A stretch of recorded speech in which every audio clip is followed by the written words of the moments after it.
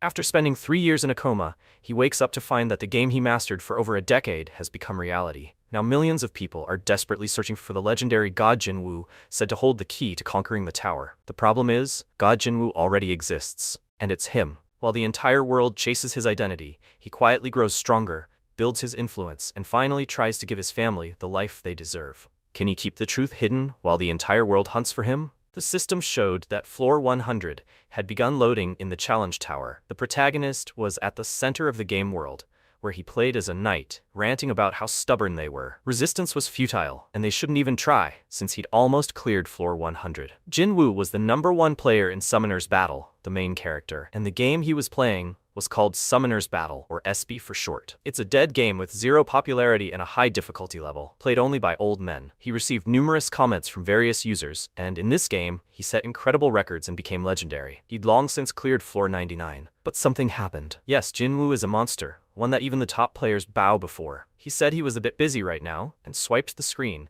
then said that as soon as he cleared this, he'd quit gaming forever. Jinwoo was walking down the street, holding a tablet. Frankly, he's a complete loser in real life. He wasted 10 years of his life playing games and ultimately failed to enter university. Because of this, he couldn't find a normal job either. His parents may be silent, but they're clearly heartbroken. So he decided to quit this dead game and get his act together. After all, he's already 24 years old, and it's time to start living like a normal person. For his own sake and for the sake of a worthy end to Jinwoo's journey, no matter what, he'll get past this last floor and leave. He spoke, and the summoning window appeared.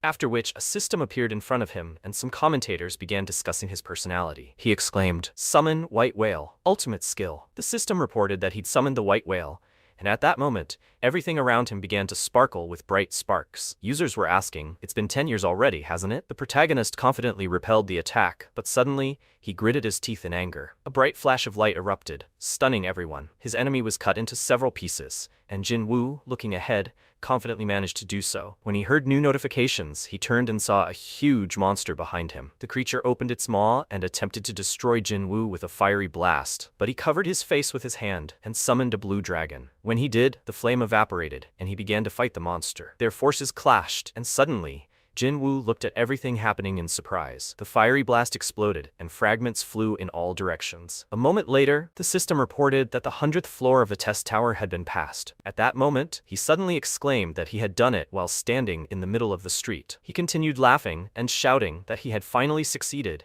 and people passing by were confused. What's wrong with him? He looks crazy. Jinwoo was overjoyed that he'd finally cleared the 100th floor and could finally say goodbye to this game. He needed to show off to the elders before leaving. Suddenly, the guys around him looked straight ahead and wondered, "What's that?" Jinwoo also saw that the system had shown that the challenge tower, floor 100, had been cleared and that beta testing was complete. He couldn't understand why he was seeing a game screen in the sky. Suddenly, bright red flags began scattering across the street, and people passing by picked them up to see what they were. The system told them to tear up the summoning scroll, and Jinwoo wondered, is this some kind of promotion? His friends suggested tearing it up, and the guys did so immediately. Jinwoo exclaimed, "No, if he tears the scroll, everything will turn out badly," but he didn't have time to warn the guy, and the scroll tore. A moment later, a bright flash of light appeared in front of him, and the system announced that a new world was opening. Jinwoo was horrified by the sight before him when suddenly a multitude of monsters appeared. He simply couldn't believe it, and turned around abruptly to see terrified people killed by the monsters. Some of them had been hit by a car. The people were terrified and screaming for an ambulance when Jinwoo was also hit by a car. He lay on the ground, thinking, "How awful, this stupid game." He stared at his phone screen, which said a new world was opening. Sometime later, when Jinwoo had already been admitted to the hospital, the TV was on, and a journalist reported that, following the next news, South Korea had unfortunately again finished last in the rankings in the International Player League. He lay unconscious under an IV drip, while his mother sat next to him with his father. The journalist continued by saying that in response to this, associations are declaring the need to acquire higher-level summons, but some experts believe the state budget is insufficient to purchase high-ranking scrolls. At that moment, his mother looked at the apple she'd peeled in shock when she saw Jinwoo begin to move, and asked them to call a doctor quickly. As Jinwoo had woken up, he did indeed open his eyes, and his parents sat down next to him to discuss what was happening. The news he heard as soon as he opened his eyes was truly shocking. Firstly, 3 years had passed since the accident, and secondly, the vision he'd had before the accident of the game becoming reality hadn't been a dream. A stone golem entered their room. It was his father's pet. It now helps his father with loading and unloading packages, and it's very reliable. Jinwoo wondered, is this rank E summon his father's? And thirdly, The world's top players stated that to ascend the trial tower,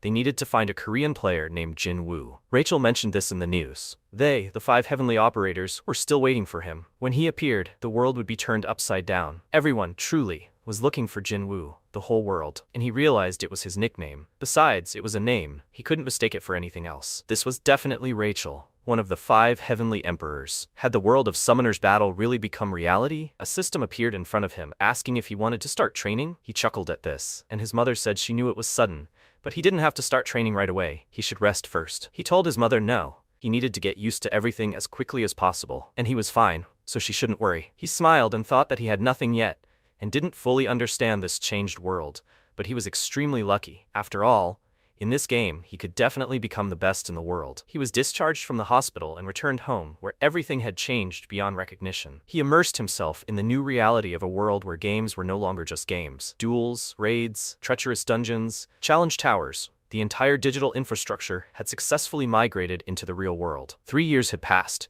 and humanity seemed to have found a way to exist with summoned pets. He rose from his computer desk and said, well, so be it. None of them would ever reach his level. Perhaps he should begin. When he clicked the Start Training button, the system initiated the process. After a while, Jin Woo emerged outside and announced that everything was as he'd expected. There wasn't a soul here. Of course, trudging into such a remote place would be a bit of a hassle, but he couldn't risk allowing an unstable pet to appear among humans. The system announced that the reward for completing the training was a low-level summoner scroll. He was strongly advised to use it in open areas. Now everything seemed real to him. Please, let him get something decent. Even for him, Jin Woo, a legend, starting with low-ranking trash was a death sentence. After all, his game was a complete dump, notorious for its paltry odds. The rank hierarchy went all the way up to F rank, and the odds were simply unrealistic, with a basic scroll only having a 1% chance of reaching even a rank. He held the scroll in his hands and muttered, please, just this once. He's begging for something, anything remotely useful. His hands trembled, and he looked at it hopefully, thinking that a D rank would be incredibly useful, but he was expecting at least a rank, even a useful E rank pet. He begged for it and tore the scroll apart, and the system reported that a low-level summon scroll had been activated. When he saw those words, he froze and asked himself, did he succeed? Wait, what do these summoned pets even look like in real life? When he tore it open, a bright beam of light appeared in front of him, and he exclaimed, what's going on? The system reported that player Jin Woo had successfully summoned a wind fairy. He realized it was EX rank, and asked if that rank even existed in the game. The fairy's eyes widened and she began screaming, wait, what's going on? Good heavens. Did they actually summon her? Like for real? It was incredible. After all, it had been an eternity. Jin Woo was surprised. Since when did summoned pets talk? He looked at her more closely and asked, is she a Ramba? The fairy replied that she wasn't, because she was a wind fairy. But suddenly she was surprised. Only one person had ever called her that. Could he really be their god, Jin Woo? Just don't let him tell her he really is that Jin Woo. She started screaming with joy, because he couldn't even imagine how much she'd missed him. Ramba leaned toward his face and began hugging him, and Jin Woo replied that he understood everything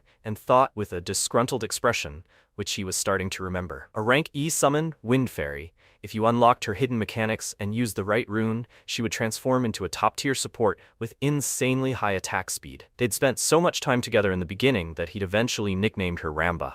But wasn't she removed from the game during that massive bug fixing the first year? What did the official statement say? Suspended due to the discovery of a critical bug. He remembers being furious when the pet he'd been leveling for a whole year was removed.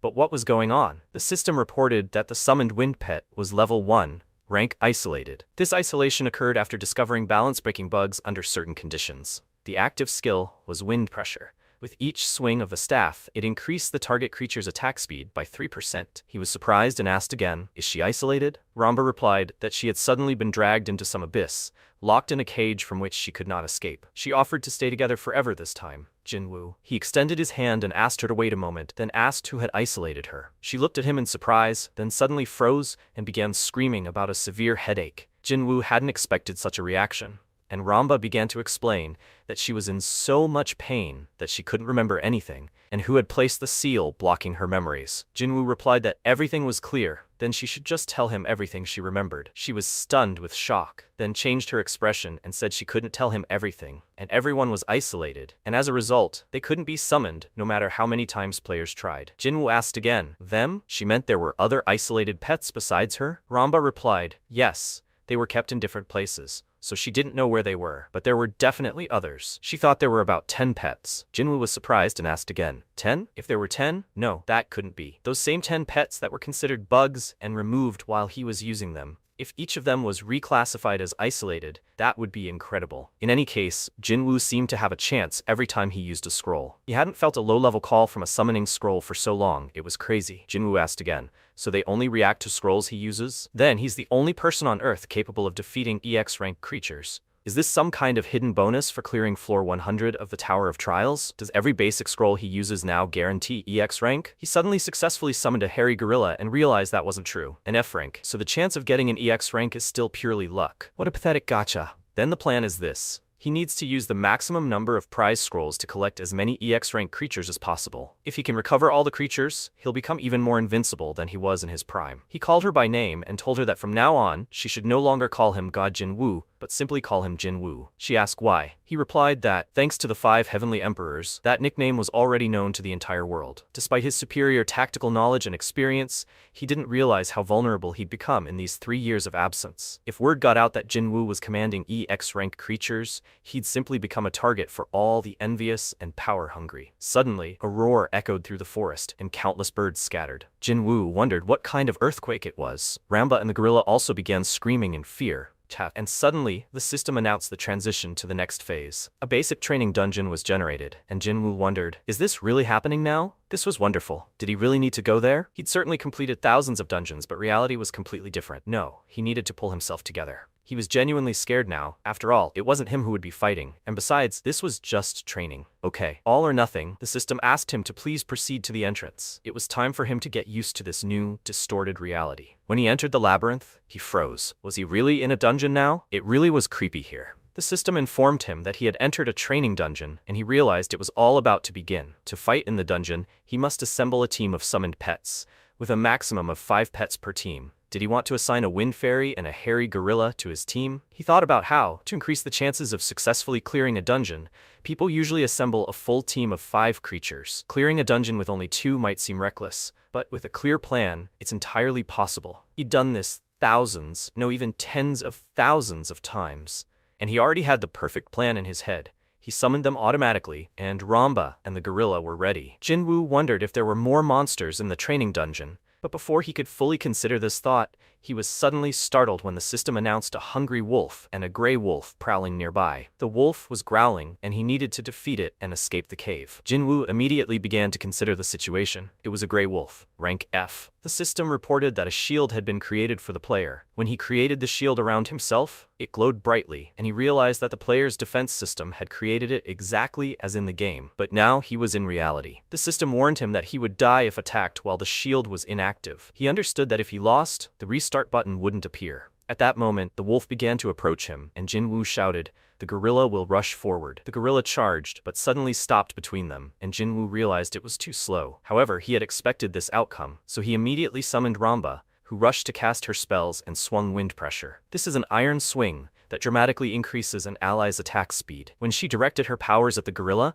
magical beams of light emanated from the creature, and the gorilla immediately charged. Jinwoo thought this was excellent. Ramba is, as always, at her best. The wolf also began to rapidly approach his pet, and Jinwoo wondered, wait, was it really that big in the game? Up close, the wolf seemed even bigger. Tolgo wouldn't lose, would he? Judging by all the data he had, that was impossible. But what if their appearance in reality was somehow affected by something? At that moment, Tolgo lunged straight at the snarling wolf, and a moment later, the wolf bit through Tolgo, drawing blood. The gorilla fell to the ground, screaming in pain, and Jinwoo called out Ramba's name, but she screamed that she was already swinging with all her might, trying to protect the gorilla. A moment later, Tolgo attacked the biting wolf directly with his fist, sending the wolf flying. Ramba exclaimed that this was the end of this creature. She swung her staff sharply and directed its power at Tolgo, who was raised above the ground. A moment later, he struck the wolf even harder, several times, causing the wolf to growl and groan in pain. A moment later, Jinwoo and Ramba watched in stunned silence as Tolgo easily destroyed his opponent. Tolgo then slammed his fists against his chest in joy, and Ramba exclaimed that they had won. Jinwoo breathed a sigh of relief, and the system announced that they had cleared the dungeons, rewarding him with a low-level Power 2 rune. He realized he had survived and was overjoyed. Sometime later, evening fell in the city, and the protagonist's sister took the money and said, "See you again." She held the envelope in her hands, happily thinking it was a jackpot, having earned 2001 today alone. 3 years ago, when the world changed, she received the profession of rune collector. She mainly goes into low-level dungeons and makes a living selling runes to promising players. She decided to become a player because after her brother's accident, their family found themselves in dire straits. One day, in a dungeon, she miraculously dropped a mid-rank summon scroll, which resulted in her receiving a C-rank creature, which has only a 1% drop rate. She was extremely lucky, and thanks to this C-rank shadow elf, she was able to establish a stable income from runes. Suddenly, she noticed her brother calling her on the phone, and she asked if he had been discharged yet. Jinwoo replied, yes, they discharged him, and let her listen to him. He heard from father that she was selling runes. Jinna exclaimed in anger, then asked again, what, she's selling runes? Actually, she's collecting them, okay? Jinwoo had to pull the phone away from his ear because of her scream, after which he said, okay, she's a rune collector. By the way, does she know where the synthesis center is? Father said she knew. Jinna asked again, the synthesis center? Of course she knew. It's in the player zone. When trial towers appeared all over the world, people needed a place to do everything related to summoned pets, and that's how the player zones came into being. They contain not only possible dungeons, but also synthesis centers, an enhancement center, and the like. Everything you need can be done right at the tower. When she arrived at the cafe and met her brother, she asked if he knew that the towers in Jamsil and Hyundai had become challenge towers, right? Jinwoo didn't answer, and she continued saying that things were different in other countries, but in Korea, towers only appeared in those two places, so the player zone he needed was only there. He was surprised, really? When he thought it was logical that they were located near the tower. After all, they help with passing this. After that, Jinna wondered, by the way brother, what creatures did he get? Were they F rank and E rank? He answered, yes, and Jinna asked, really? E rank only has a 5% drop rate. He replied that he was probably just lucky, although he silently apologized to his sister for this lie. In any case, he would need her help. He wanted to get used to the system as soon as possible, and in return, he would give her some pocket money. Jinna asked again, he knows she makes way more money than him, right bro? Jinwoo replied that she never knew how life would turn out. Who knew? Maybe he'd become the greatest player in the world. Jinna chuckled at his words and remarked that everyone else fancied themselves the next Rachel or Genos.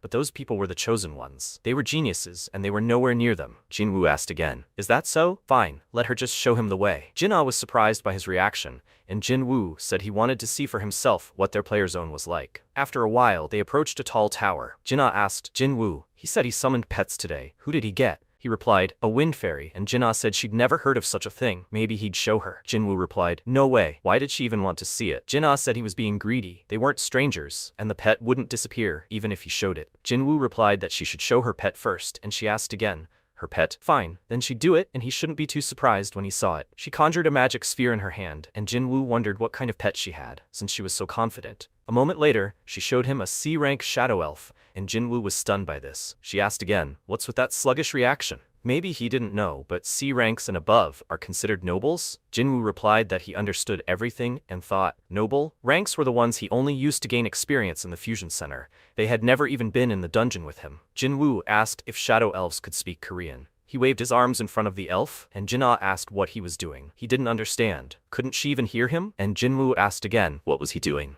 He was just trying to say hello to her sister's proud pets, and ask them to look after her. Jinna asked in surprise, since when do pets talk? Jinwoo was confused and realized that they couldn't talk, but suddenly remembered his pets. After all, Ramba had been talking since their first meeting. He asked, so pets usually don't talk? Jinna asked again, but where would he find a talking pet? He thought about it, but it was true. But since Ramba could talk, he thought all pets could now. It turned out that she was a special case, and Jinna asked him to show her his pet now, and Jinwoo told her to do it later. Jinna got angry and screamed, but why? She showed him her pet. Jinwoo replied that he'd already told her he'd show her later. She should just lead him where he needed to go. Jinna exclaimed that he was a liar, but he should wait for her and not run so fast. After a while, they arrived at the right place and found themselves in the center of a bright and beautiful street. Jinwoo looked around in surprise and said, is this really the same Jamsil arena he knew? Jinna replied, yes. After the corporation's testing tower appeared, they simply tore everything down. Jinwoo asked again, but why? She replied, who would want to have fun next to this gloomy tower? This place had long since ceased to be kind and cheerful.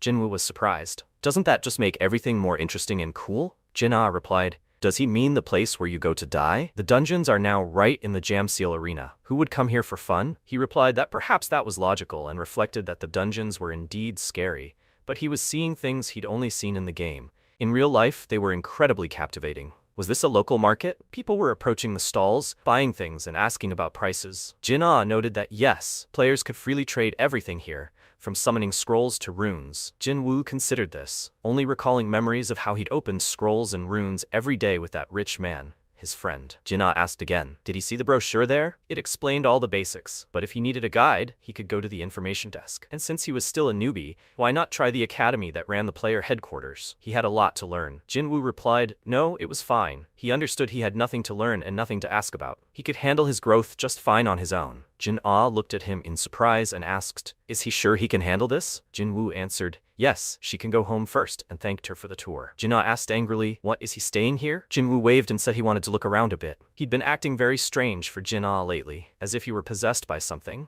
But was he sure he'd be okay? She should just keep a light eye on him. She shouted after him, not to overdo it, and to call if he needed help. Jin Woo waved and called for Ramba, who immediately appeared in front of him and began to glow. She shouted his name, and Jin Woo asked her to be quiet, covering her mouth with his finger. Ramba started coughing and asked what he was doing and what was going on here. He pulled her close and whispered for her to listen to him. From this point on, she is forbidden to talk outside the dungeon. She looked surprised and asked, what? He continued saying that she couldn't let people know she could talk. She could only talk inside the dungeon from now on, okay?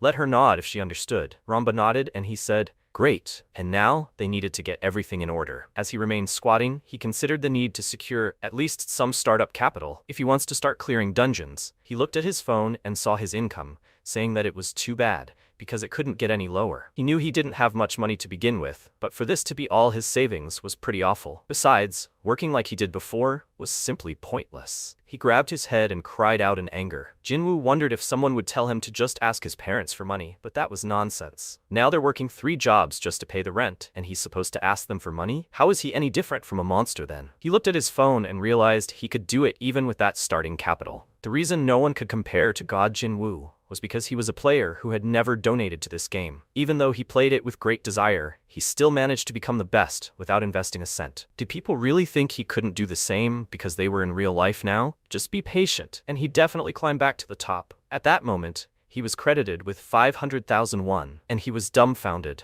What was this? Where did he get all this money? He would never believe that this was a rookie privilege. It turned out that the money had been sent to him by his mother, who had texted him that his sister had said he'd been working hard since he woke up. And knowing him, he would never have asked her for money, but she decided to send him at least a little, so he could use it wisely. He was embarrassed when he saw the message from his mother and realized that she'd been nursing and caring for him all this time. She probably had no money at all. So why did she do this? He remembered her sitting next to his hospital bed, holding his hand and telling him that mom would always be there, so please let him wake up healthy. He almost cried and silently thanked his mother for that. Let them just wait, because he would succeed and their whole family would live in prosperity. The others had worked hard for 3 years, so now every second counted. To become the best, he had to choose a role. And to collect materials, he needs to clear dungeons. So Jin Woo bought 3 low-level summon scrolls, and first, he needed to assemble a team. Player Jean received an F-rank slime mass pet, as well as a winged butterfly pet, and an E-rank poisonous lizard pet. Jin Woo was surprised by this pet and thought that he had gotten an E-rank. He was lucky. If Rambo was also an E-rank pet, then he'd only gotten the pet twice with a 5% chance. Besides, the poisonous lizard's effectiveness is quite good. He only uses it for a short time and then recycles it. So, now that the team was assembled, he needed to drop pets, use the right runes, fight, and grow. In other words, farm runes, hunt, and tear scrolls, all of this is necessary to grow in the system. He smiled and realized he could definitely handle this kind of grind. If he could collect all 10 EX pets, then he could complete a team of EX-ranked creatures and reach the 100th floor of the Tower of Trials in no time. So first, he needed to find the remaining EX-ranked pets. When he entered, he realized it was time to get down to business. First, he needed to find a dungeon, and he typed this question into the search engine. In the mobile game, it was enough to simply click on a location. It seemed that entering was no longer as easy as in the game. He wondered how this would work in reality. Jin Woo looked ahead in surprise and started shouting, "What is this?" Everything was as usual in the player's pay area. He stared at his phone with trembling hands and muttered, "Even with a pet today, they'll talk about entering dungeons." First of all, everyone knows that even with a pet, he can't enter a dungeon, right? He was very surprised by this turn of events. Dungeon gates appear randomly anywhere. The difficulty of a dungeon can be determined by the energy emanating from it. But now the rules have changed, and now, no matter how simple the dungeon, only officially registered players can enter. He sat down on a bench, exhausted, not understanding what to do. He was incredibly unlucky. But why did he wake up just when the rules changed? At that moment, someone approached him and touched his shoulder. It was Ramba, who looked at him hopefully and offered silent support. He thanked her for this and patted her head, when suddenly he looked ahead and called his sister. Jinna asked what time he would be arriving anyway. Mom asked what he wanted for dinner. He replied that he'd eat alone, then asked if she knew that player registration was now required to enter the dungeon. Jinna exclaimed that she knew, and he asked again, didn't she specifically tell him that? Jinna chuckled and replied that she had indeed forgotten. This rule had only recently been introduced. Too many people were dying in the dungeons, so the government had to intervene. He asked again, so many people died? Jinna replied that it had been complete chaos, so now there were staff at the dungeon entrances. No one was allowed in without permission. Jinwoo wondered how much of a headache this was. He looked it up and found that there was some kind of test battle, and the registration process itself was tedious. Perhaps they didn't control the number of players that way. If everyone, blinded by greed, returned to the dungeons, cracks in the social system would inevitably develop. Jinna replied yes. There was also a rating system. He asked again, what? Jinna said that this system ranks the top 100 players in the country and the world every year, but they don't even make it into the world rankings. It's a shame. If only they had the legendary god Jinwoo, their country would rise in the rankings. Jinwoo replied, maybe? Okay, thanks for telling him. Bye. When he said goodbye to her, he silently looked into the phone and realized that for now, he had prepared for everything, so he would go rest. When he returned home, his mother had cooked delicious soup. His father was sitting next to her at the table, reading the newspaper, when he suddenly saw Jinwoo enter and asked if he was awake yet. It was only 6 a.m. Jinwoo replied yes, he needed to leave early. His mother turned to him and asked if he was leaving already. He should eat at least a rice ball before going outside. Jinwoo put on his shoes and replied that everything was fine. After which he stood up and said, Mom, Dad. He apologized for only showing them the bad side of himself so far, and thanked them for that, and he was leaving. His parents looked after him, stunned, and his father scratched his head and said it was awkward. His wife asked, will their son be okay? He told her not to worry, but the government said they were currently conducting a safety briefing, so he suggested they have breakfast and go on with their business. She paused, thinking, and begged Jinwoo to be careful, looking at the closed door. The era in which all of humanity can become players attracted early attention among all countries in South Korea due to the exceptionally high mortality rate in dungeons. The reason for this was a kind of main character syndrome caused by greed. Players deluded themselves into thinking they were the protagonists of a fantasy world. They recklessly ventured through dungeons and died. The foreign press speculated that because so many talented players were lost during this period, they concluded that this was why South Korea, a gaming power, now remains at the bottom of the rankings. So many deaths are purely due to misconceptions, and of course, it's not his place to say he played this game for 10 years himself. But frankly, it sounds a little pathetic. Weren't they scared? He watched these interviews while standing in line at registration. The office worker told him to come over, and Jinwoo submitted his application. The woman replied that his application had been accepted, and Jinwoo asked again how many people qualify for player status. She replied that only 50 people would pass the final test to earn the title of player. Jinwoo reflected that there were 1,000 people in line for him, if not more, so it wouldn't be easy. Still, even if he couldn't manage that, he certainly wouldn't be worthy of the title of one of the 5 heavenly emperors. With these thoughts in mind, he left the registration building. Sometime later, the staff in the office were discussing how they were going to select 50 people from this entire crowd. If they wanted to find talent, they needed to select more people. It was a judge from headquarters named Chan-seok. Nothing would move beyond the point of death anyway, because of those old men behind the scenes. Suddenly, after these words, an explosion occurred in their office, and everyone stood up in fear. Chan-seok started screaming, "What's going on?" A stranger emerged from the dust and addressed Chan-seok, saying, "He killed all his brothers and is sitting here so calmly. There were so many monsters behind this guy. That's why he was so confident." Chan-seok said, "This crazy freak." But at that moment, his monsters also began to burst through the floor and didn't stop at each other. The people around him discussed whether it was the man from headquarters and some kind of bandit, but why did it all happen here? Jinwoo was sitting nearby, listening to his headphones, when he suddenly realized something was going on. He turned around and asked, "What's this situation?" When he saw the confrontation, he stood up and turned to investigate. The people around him were discussing what to do. They weren't going to die here, were they? Why did the gang leader suddenly appear? Another guy replied that everything would be fine, because it was Chan-seok. He'd heard he was a real demon when it came to fighting bandits. Jinwoo looked at them questioningly and wondered, bandits? Do they really use pets to plunder and rob? Chan-seok exclaimed that this was an emergency, and everyone should summon their pets and raise their shields. Jinwoo used Ramba, who looked at him questioningly and tried to say something, but he immediately closed her mouth and whispered that they had agreed that she was not allowed to talk outside. The bandit blurted out that he was the apostle of justice, and now they'd see how long he lasted. his monster charged, and Jinwoo realized that interfering would only make things worse. So he hid behind the table and decided to simply watch their fight from the sidelines. A moment later, the entire room was ablaze, and their battle continued with bright explosions and flashes of light. The bandit screamed, "Is that all?" Chan-seok was enraged by these words, and Jinwoo uttered in a trembling voice that he was literally trash. Ramba chuckled at the fact that he didn't fight like that, and he replied, "Actually, that's a shame. It looks like Chan-seok is being pushed. At this rate, he'll lose. This can't be happening.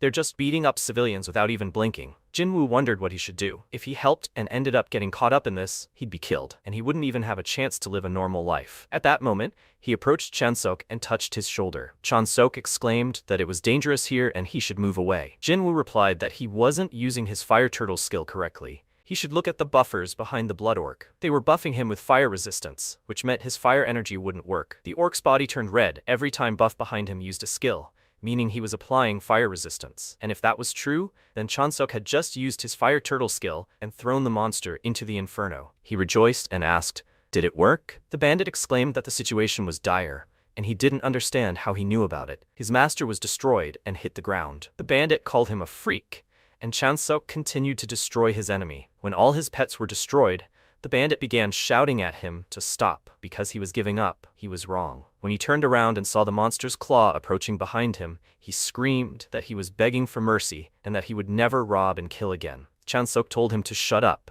He knew that bank members were executed on the spot, right? The guy tearfully begged for mercy, and Chan-seok asked again, was he sure about that? A moment later, the bandit was killed by the ivy, his blood spilling. The people around asked, "Is it over?" After all, they won, and Chan-seok did it. He's simply amazing. That's what this bandit deserves. Jinwoo watched, shocked. He might be a criminal, but rejoicing over someone being killed right before their eyes, this world was no longer the same. Without true determination, it would be impossible to survive here. At that moment, Chan-seok approached him and apologized. He thanked him for his help. His name was Chan-seok, and he was a member of the player council and headquarters. Thanks to him, they were able to catch this bandit. Jinwoo shook his hand and said it wasn't worth it, and Chan-seok said he'd like to reward him. Could he know which guild he belonged to? Jinwoo replied that he hadn't registered with headquarters yet, and Chan-seok asked, what did he mean? He recognized the buff at first glance among tens of thousands of other options, and yet he wasn't registered yet? Then perhaps he had an ID? If they could confirm his identity, everything would be fine. Jinwoo said yes and handed over his ID. Chan-seok took it in his hands and thanked him, then said that after verifying the data, he would receive a reward according to the rules. Jinwoo replied, okay, then he'll leave it to him. Chan-seok watched him go in surprise and immediately called his colleague, saying that he had just sent him some data. Let him check this person. When Jinwoo went outside, the bright sun appeared. There, Jinwoo bought a delicious pastry for Ramba and realized how simple it was. Perhaps it was hard for her to remain silent. She immediately pounced on this delicious pastry, and Jinwoo thought that he had heard other players sometimes argue with their pets. But Ramba was happy with just a cream bun. In any case, nothing terrible would happen, right? He hadn't intended to interfere, but if it weren't for him, they would all have died there. The world had changed much more than he thought. It seemed he couldn't put off hunting any longer. Now he needs to collect summoning scrolls and summon the next pet as soon as possible. The priority is the drill instructor and the explosive dragon. They're E and D ranks, so he should be able to get them from their low-level summoning scrolls. He got up from the bench and asked Ramba, okay, should they go now? Sometime later, while Chan-seok was taking a walk, he received a call from the same employee he'd requested,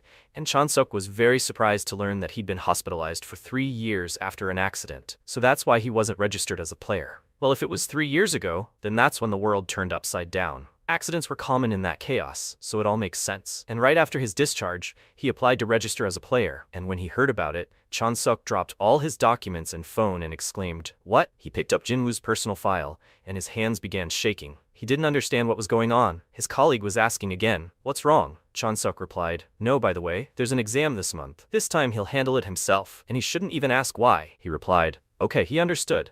Chan-seok mused that it was one thing to wake up after an accident, and quite another to register as a player immediately afterward. He seemed incredibly adaptable. He could become a real talent. After some time, the protagonist got dressed and said on the way out that he knew there would be a lot of people. But were they really all here for this preparation? He needed to beat all these competitors to become a player. But in his opinion, it was easy as pie. After all, no one knew more about games than he did. When everyone was already assembled, he realized it was all about to begin, when he was suddenly dumbfounded and saw Chan-seok standing in front of him. He announced that he was an examiner from the main office, and that from that moment on, they would begin preparing for the written exam. After some time, the two of them gathered in a cafe, and Chan-seok asked again, is he a little surprised to see him? Jinwoo replied, Yes, he never thought he would be the examiner. Chansuk replied that he thought it was fate and how his preparation had gone. Jinwoo paused, then remembered that such questions often came up on the written test. Looking at the pet combination here, Jinwoo realized that this was the combination he'd told him about. He should at least ask permission before using it. He said that everything hadn't gone so badly,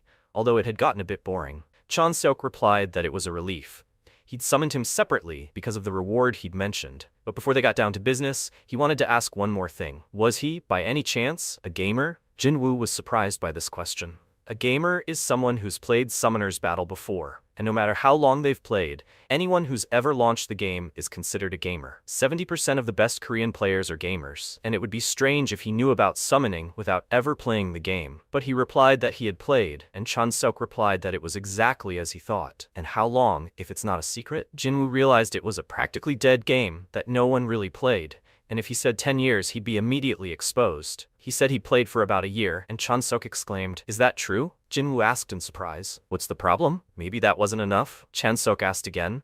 "He played this dead game for a whole year?" That impressed him. Jinwoo confirmed that it was something like that. Most better Korean players haven't played for even 6 months, and he's played for a whole year. At that point, Chansuk apologized and announced that they had prepared 2 awards, and he should please choose the one that suits him best. Jinwoo replied that he understood, and Chansuk said that for the first award, within his authority, he could immediately register him as a player, with automatic registration and immediate employment. He could also offer a position at the main office. The second option, a cash reward of 5 million won, made Jinwoo think the choice was obvious, and Chansuk asked again, well, what would he say? It wasn't just registration but a job at the main office, which is harder to get than at a large corporation. Obviously, that would be the first option. But suddenly, Jinwoo replied that he'd take the money, and Chansuk asked again, what? But registering as a player usually takes a long time. Jinwoo thanked him for the offer, but he'd probably decline. He could register himself, and he'd never planned on working at the office anyway. He was already busy searching for pets. He had no time to waste. When he left the office, people around him asked if that was President Jinwoo. He replied, yes.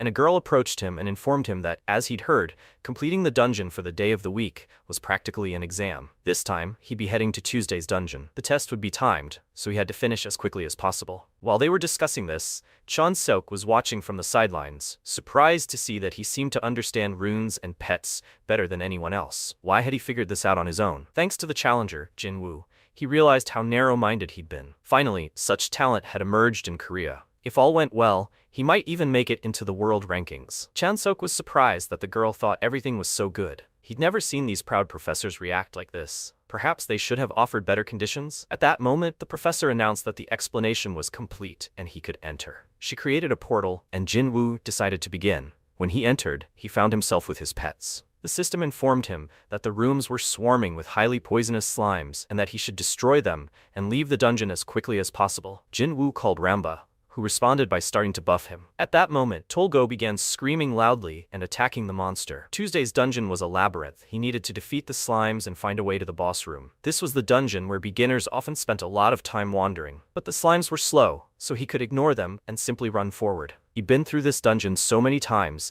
that finding his way was a piece of cake. He saw a room in the distance and shouted to run there. If they took a shortcut here, they'd come straight to it. But suddenly the system announced the boss had appeared. He realized that this was their first time meeting in person, right? A huge, gigantic slime appeared in front of him, and the guys stopped. He shouted at his pets to give it their all, and they both exclaimed and charged. When Tolgo pounced on the monster, he slammed his fists into it, sending bright beams of light piercing it from all sides. Jinwoo realized that this was the reason Ramba was disabled. He was just a Frank's pet.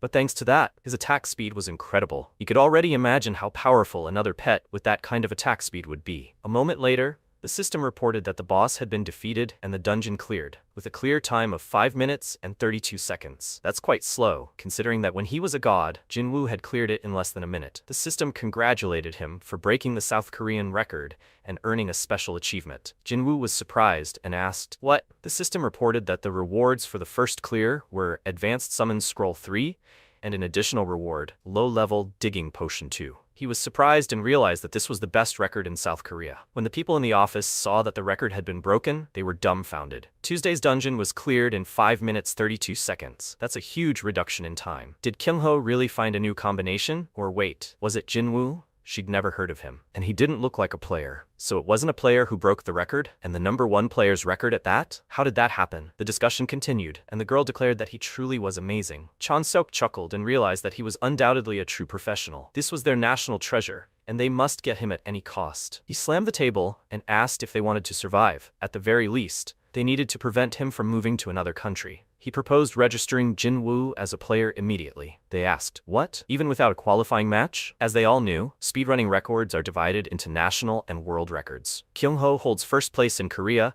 with a time of 6 minutes 41 seconds. Rachel holds the world's #1 spot with a time of 2 minutes and 25 seconds. He's broken the Korean record, so will there be any point in the qualifying match? He believes that talent deserves special treatment. Sometime later, when Jin-woo approached this tall building, he would never have thought that 5 minutes was a record. Could this really be the level of South Korea? Suddenly, he was met by Chon-seok, who began shouting at him with admiration that he really wanted to meet him. He ran towards him joyfully and said that he had seen his speedrunning record and that it was simply incredible. He managed to break the South Korean record on his first try. Besides, the labyrinth in Tuesday's dungeon is incredibly confusing. Jin-woo chuckled and replied that that was probably true. It's like praising a fish for its swimming ability. Chon-seok offered him this first. It would be a player's license certificate. He immediately registered his name as a player. He has nothing more to prove, Mr. Jin-woo. Jin-woo was delighted by this, and Chon-seok added, can I ask how he broke the record? Jin-woo paused, looking at his ID. He realized that if he revealed everything he knew now, South Korea's status would skyrocket. The problem was what would happen next. At best, he would gain wealth and fame with state support. At worst, he could simply be kidnapped and squeezed dry of every last drop of information. He asked Chon-seok. He understands that asking such questions is rude, right? Chon-seok replied that he apologized, as the third step in a player's progression was a very sensitive topic, shared only with those closest to him. He clenched his fist and begged for understanding, as South Korea desperately needed talent. He didn't seem like a bad person. He immediately transferred the promised money, and he had a pleasant personality. He was also quick-witted, so maybe he should use the government to his advantage. If he played his cards right, he could develop much faster. At that point, he turned to Chon-seok and asked if they could move elsewhere. He decided to be frank, and Chon-seok again asked for help. Their headquarters needs his knowledge, Mr. Jin-woo. According to their records, he was confined to a hospital bed for 3 years. Jin-woo asked again, had he checked his background? Chon-seok replied that he apologized for that, but a skilled, unregistered player could have been a member of some gang. Jin-woo asked again, since he was registered, he wouldn't be investigating him, right? He should never do that again. He replied, yes, and reflected that usually when he mentioned the state, people were alarmed and tried to cooperate as best they could. But this guy didn't even bat an eyelid. He clearly knew his worth. After Jin-woo drank a glass of tea, he mentioned something he'd been thinking about. What exactly would he get if he helped the state? Chon-seok replied that it would be his cooperation, and Jin-woo looked at him questioningly. Chon-seok replied that he felt a little awkward saying so himself, but he held a fairly high position in the headquarters, and the headquarters chairman was elected by popular vote. So if he did well, he would receive many votes and could rise even higher. Jin-woo realized he was just like a politician, and Chon-seok therefore decided to provide him with all the support he could within his authority. Jin-woo thought this didn't impress him. The reward was vague, and since he was a civil servant, he couldn't spend the funds as he pleased. In that case, he proposed doing so just for 1 month. Chon-seok asked again, what? Jin-woo replied that since he had just registered, he would focus on his development for a month and would seek support as needed. If everything was fine, they would continue their collaboration. If not, he would return everything he had received or provide equivalent information. Chon-seok was surprised. So he was going to use him as a personal secretary for a whole month? There was nothing he could do about it. He would definitely win if he stuck close to him, so he replied, okay. They had a deal. The guys shook hands. First, he needed something. Please let him keep his new record secret. He was worried about his safety. Chon-seok asked again, what? If it was about his safety, Mr. Jin-woo, then. But before he could finish, he realized no. He couldn't hope for protection from headquarters that couldn't even handle one gang. Jin-woo understood this perfectly well, so Chon-seok replied that he understood everything and would do everything possible to hide his record, but rumors could still leak out. He replied, no problem. Then he wanted to leave. Chon-seok wished him a quick meeting. Jin-woo understood that perfectly well and made sure he would remain silent. He looked at his phone screen with a smile and asked what kind of reward he had received. After a while, when he opened the system, he realized that these rewards were simply incredible. Besides the reforging potion, he received high-level summon scrolls, as expected, a first-time reward that only gives out once, and it's truly something. He wants to open them right now, but he can't risk it with only 3 scrolls. He's better off just selling them and raising some money. Right, there's one more thing. All these players are only available to players registered at headquarters. Almost all transactions are processed through this. At least, that's what the chairman said when he set it up. Now he wants to see how much they're worth, but when he opened this one, he was stunned. This one cost 3 million won. So he earned 9 million just by running a dungeon in 5 minutes? That's crazy. This is just the beginning. And if things continue like this, his entire family will be well off. He'll make sure they never have to worry about money again. Only then will he sell the high-level ones first and use the money he made to buy low-level summon scrolls. The drill instructor and explosive dragon are pets that can currently only remove B-rank monsters. Until he can take advantage of this, he should only sell low-level scrolls. When he started scrolling through his feed, he assumed that low-level scrolls were just junk that accumulated while completing dungeons, so why were they priced at 5,001? Besides, there were far more sellers than buyers. There were no lower prices. In such cases, he called his sister, and she asked if something was wrong. He decided he just wanted to ask her something, and after explaining the whole situation to Jin-ah, she replied that it was because headquarters was buying them up. He asked again, why? She replied, who knows? People say it's to support players. They're buying up summoning scrolls en masse with government money, and the minimum price is 5,001. But the daily purchase quantity is limited. Since they can always sell them to headquarters, no one is even thinking about lowering the price. He said everything was clear, and Jin-ah said she'd heard that this shop might be shut down. The protagonist asked again, why? She replied that this policy had been in place from the very beginning, so that a pile of unnecessary low-level scrolls would accumulate. Jin-woo asked again, is that so? He thanked her for telling him everything, then hung up. So they had accumulated an excess of low-level scrolls, right? In that case, he returned to Chan-seok, who was happy to see him. As he could see, he had already missed him and didn't think he'd be back so soon. The protagonist chuckled at how things had turned out, and Chan-seok asked if he needed anything. Jin-woo replied that he wanted some low-level summoning scrolls, and Chan-seok asked again, aren't they mid-level or high-level? And how many did he need? He replied, as many as possible, and Chan-seok reflected that they received 50,000 daily.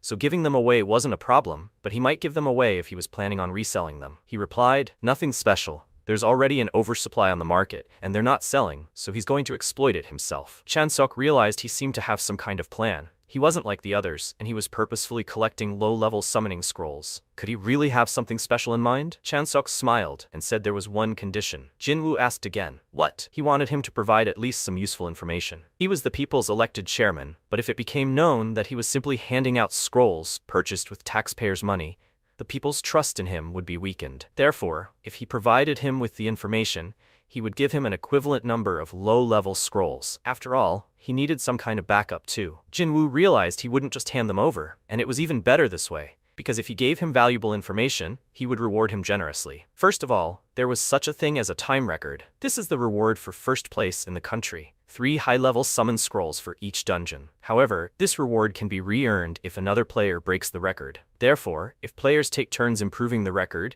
even by just 1 second, they will be able to receive the maximum rewards. This can strengthen them in the country. Chan-seok replied that everything was clear, and they used this method. The current players had already received their share, but there were many players who had never received this reward before, so it wouldn't be a big problem. Jin-woo announced that the second piece of information he would reveal was about this strategy for completing Tuesday's dungeon. Chan-seok clapped his hands and said that, as he thought, it was the same method he used. Jin-woo realized it wasn't him. The 5 emperors had used it. He wouldn't have believed it if he'd said he'd memorized all the labyrinths in advance. With this method, anyone could complete this labyrinth in just 3 minutes. Chan-seok was surprised and asked again, only 3 minutes? Jin-woo raised his hand and announced that they needed to clearly agree on a price for this information. In addition to the low-level scrolls they'd mentioned, he wanted 50 high-level ones as well. How could he handle such an offer? Chan-seok was dumbfounded and began screaming. 150 million? Jin-woo replied, that was quite cheap.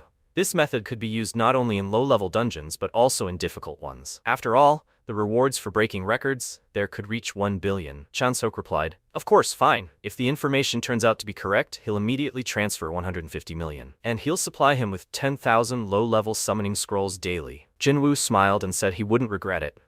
After a while, everyone was assembled, and the subordinates asked the chairman why he had gathered them so suddenly. Chan-seok replied that he had gathered them to test something. One of them asked again, but he wouldn't have gathered them for nothing, so this wasn't just another experiment? Chan-seok suggested, but they knew he had recently broken the record in the Tuesday dungeon, right? The guys replied that they had heard about it. His name was Jin-woo, right? Chan-seok replied that he had managed to get an excellent strategy abroad and tested it with a player named Jin-woo, and the results were excellent. The guys asked again, was it true? So that's why he had forbidden the information from being spread. So he had gathered them for this.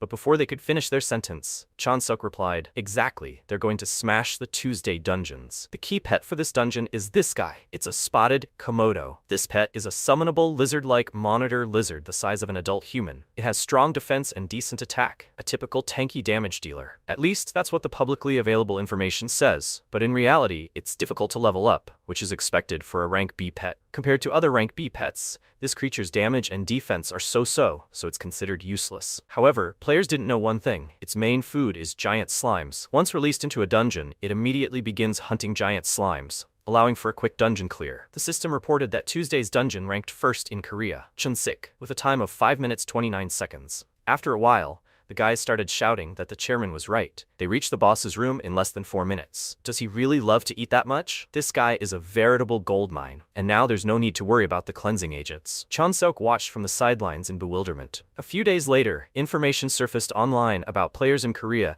constantly setting new records in the Tuesday dungeon. Chansuk was delighted that it was confirmed. Jinwoo wasn't just some Gilmer freshman. It was good that he'd decided to create a team just for him. This team would include these three. Several personal files of various players lay before him. After a while, Jinwoo grabbed his phone with a trembling hand and, seeing the amount, wondered, is it really that easy to make money these days? That bearded man was so generous. How many cream buns could this buy? And besides, the system reported that the summon scroll inventory was a low-level summon scroll worth 10,000. 10,000 low-level summon scrolls that the employee had given him that morning had fulfilled his promise, so now it was his turn. He turned to Ramba and asked, is she ready? She replied, yes, God. Yes, Allah, spirits of the heavens and earth. Please let their Jinwoo get a good pet. This was a summoning ritual practiced since the time of the god Jinwoo. Jinwoo decided they needed to get started. The endless farming was about to begin. He tore the scroll in front of him and a moment later collapsed to the ground around a pile of pets. In an hour, he'd already used 3,600 scrolls and he hadn't gotten a decent pet yet. Why were they all weak ranks? Ramba asked again, who said it would be easy? He thought an EX rank pet was so easy to win. Jinwoo asked again, but why? He got one on his first try. Ramba replied that it was pure luck. Getting one from 100,000 scrolls wouldn't be enough, let alone 10. He asked again, what is she talking about? Ramba replied, does he know nothing about the summoning system? Jinwoo asked again, the summoning system? She replied that there were exactly 10 times fewer pets than players. For example, the horned caterpillars he just summoned, there were 80,000 of them. But most importantly, isolated pets were unique. Chansuk was stunned and asked again, why? Ramba replied that she didn't know why, that only he could summon isolated EX rank pets. She knew for sure. He breathed a sigh of relief and realized that there were tens of thousands of creature types, 800 million of each. And from all this diversity, he needed to pull out a single EX rank creature. It would have been easier for him to just win several times in a row. Ramba told him not to worry, because once a pet has been summoned, it won't drop again until it's sold. For example, if all 800 million horned caterpillars are summoned, the horned caterpillars will never appear in future summons. Jinwoo suggested it was almost impossible anyway, and Ramba wondered if they should try mid-tier scrolls. But no, that wouldn't work. They're expensive, and they're rare. He kept saying the chances were slim, but he had no choice but to keep trying, so he tore up another scroll and shouted, hoping for it to appear. Ramba wished him luck. Sometime later, evening came, and Jinwoo lay down on his bed, tired, and said he was going to die. Ramba, lying on the pillow nearby, said she wanted a cream bun. He said he'd opened 140,000 summoning scrolls in 2 weeks, and Ramba said she almost died. Jinwoo looked away and thought about how he'd even rented a room next to the player area just to synthesize pets. He dreamed of cream buns and supposed he couldn't live off his parents forever. So maybe he should go synthesize pets today? Ramba continued to shout about cream buns. Sometime later, they found themselves in the Fusion Center, a former hotel. Jinwoo found himself inside and mused that just as the Jamsil Tower had become the Test Tower, so had the other buildings. For example, this hotel had become the Fusion Center. He thought the buffet here used to be quite popular. There were ATMs nearby, and he approached them with number 125. Ramba told him not to make a mistake and to look carefully before inserting it. He replied, of course, it was their turn now and they should go. When he entered the room, a system appeared before him, and he placed his hopes on Ramba. She replied that they could handle it, and the system announced, welcome to the Fusion Center. He should try fusing their pets. The Wind Fairy had been registered. Did he want to synthesize the Wind Fairy? He replied, yes, after which the system announced, the fire lizard is sacrificed and disappears. This happened several times, and Ramba glowed with a bright blue flame. He realized that this was indeed a lot, and a moment later, The fusion was complete. The Wind Fairy's level increased to 21, and her intelligence increased by 2. Just think, only level 21 after 140,000 scrolls. Ramba asked, so how strong is she now? Jinwoo replied that she was the best. The maximum level was 100. At this rate, it would take forever. A few days later, Chan-seok found himself opposite his employee and asked, Byung-jin, are things going unusually well today? Byung-jin replied, yes, but Byung-jin couldn't understand why he was so happy. Chan-seok, meanwhile, was pondering that now that he had created a talent management team, he needed to invest fully in Jinwoo. Because of this, he asked Byung-jin what Jinwoo was doing now. He thought for a moment and replied that it seemed he was still opening summoning scrolls and that there were even more of them today. Chan-seok asked in surprise, what? He's still doing this? He answered, and then asked if she could use the 150 million won she'd received to buy more low-level scrolls. Chan-seok didn't understand what was going on, and Byung-jin blurted out that he'd asked if they could be bought at a reduced price, and he'd replied that he'd check, but the Bureau of Management already looked down on them for constantly buying. What were they going to do? Chan-seok wondered if he was putting everything into unsellable and low-level scrolls and reinvesting it. He definitely had some kind of plan. He wanted to sell them to him for half price, and Byung-jin asked, what half price? If they were caught offering such privileges, but before he could finish, Chan-seok told him not to worry. Jinwoo could become a hero in Korea in the future, and when it was revealed that he supported him no matter what, his rating would skyrocket. For now, he just has to do as he's told. Chan-seok looked out the window and decided this should remain between them, Jin-ah and Dae-sung. After some time, Jinwoo had used an incredible number of scrolls, but still nothing worked. He was holding 1,558 scrolls in his hand and was already feeling sick of them. Ramba asked, how much longer can this go? He replied that he would do this until they both died. At that moment, a girl in heels approached them and said hello. Jinwoo looked up and asked, what? She replied that she was pleased to meet him. Her name was Yu-jia from headquarters. Jinwoo scratched his head in confusion and asked what brought her here. She replied, oh, nothing special. She was about the summoning scrolls that he had spoken about with the chairman last time. Jinwoo replied that he understood and asked if there was some way to come to an agreement. Yu-jia replied that they had discussed it and, considering Mr. Jinwoo's recent achievements, had decided to sell them to him for half price this time as a special exception. He exclaimed, really? Yu-jia replied, yes, and that he had also decided to allocate an additional 100 million won for talent management expenses. Jinwoo was delighted and embarrassed, but Yu-jia said he must keep it a secret. Jinwoo replied, of course, don't worry. She hoped he understood that it was for the sake of their relationship. Jinwoo confidently replied that he understood, and Yu-jia suggested that he must be busy, so she would leave. He watched her go, thinking that the chairman was determined to verify his identity, and that to repay him, he needed to achieve EX rank as soon as possible. Sometime later, evening fell, and they were still searching for these pets. He wondered how long they could go on. This won't end until they get a drill instructor and an explosive dragon mage. Ramba screamed that her head would explode from the sound of the explosion. A moment later, the system reported that he had received an F rank white snake, and he realized there seemed to be no other way out. Since they hadn't yet decided to go that far, they had to at least knock them out of their stubbornness. He begged, please, let me get a drill instructor and an explosive dragon mage. He begged for it, and immediately a bright golden glow appeared before him, and he asked, what is it? The effect was exactly the same as when he received Ramba. They both exclaimed in surprise, and the system reported that a low-level summon scroll had been used, and player Jinwoo had received an EX rank explosive dragon mage pet. They exclaimed with happiness and joy and began to cry, because they had done it and everything had worked out. Now they could die. But at that moment, Jinwoo came to his senses and decided that now was not the time to relax, and they couldn't stop while they were on the wave. Ramba asked again, on a wave? He replied that a wave was when something good dropped, and you had to keep going to get even more good pets. He continued tearing up those scrolls, and a moment later, the system reported that he received an EX rank training instructor pet. Ramba was surprised.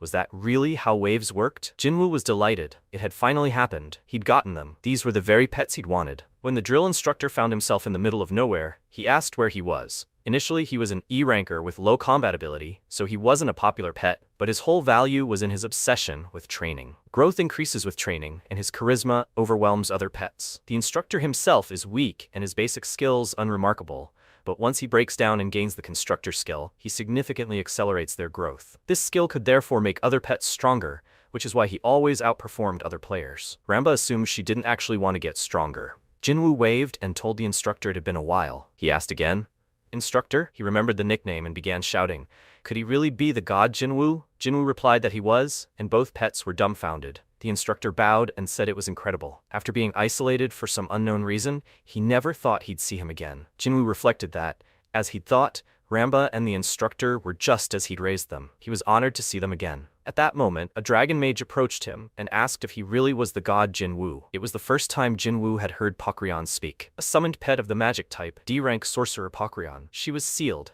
and although she was unsuccessful among the apprentice mages, an ancient fire dragon sleeps in her heart, making her a fighter who deals high amounts of fire damage in an area. The skill itself is unremarkable, but what if it's the instructor? The system reported that Pokryon's wave released a dragon-shaped flame forward. He gained incredible absorption skill, and this absorption skill couldn't be obtained without an instructor, so only he could use it properly. Pokryon exclaimed that she had missed him very much, and Jinwu, embarrassed, replied that he had too. She was, as always, incredibly sweet. He asked them to please not mention this in front of strangers and not to call him God Jinwu. The guys replied that they understood everything, and Jinwu suggested that they should now go home and get some sleep. When they arrived at the apartment, Jinwu was tired and immediately fell asleep. The pets gathered around his bed and sat silently on the floor. The instructor turned to Ramba and said that they hadn't seen each other for a long time. Pokryon also said that it was indeed a long time. They could call her Ramba? She replied, he's an instructor, right? They saw him a month ago. She was already here when he was summoned, so now she is his senior. The instructor replied that this was true,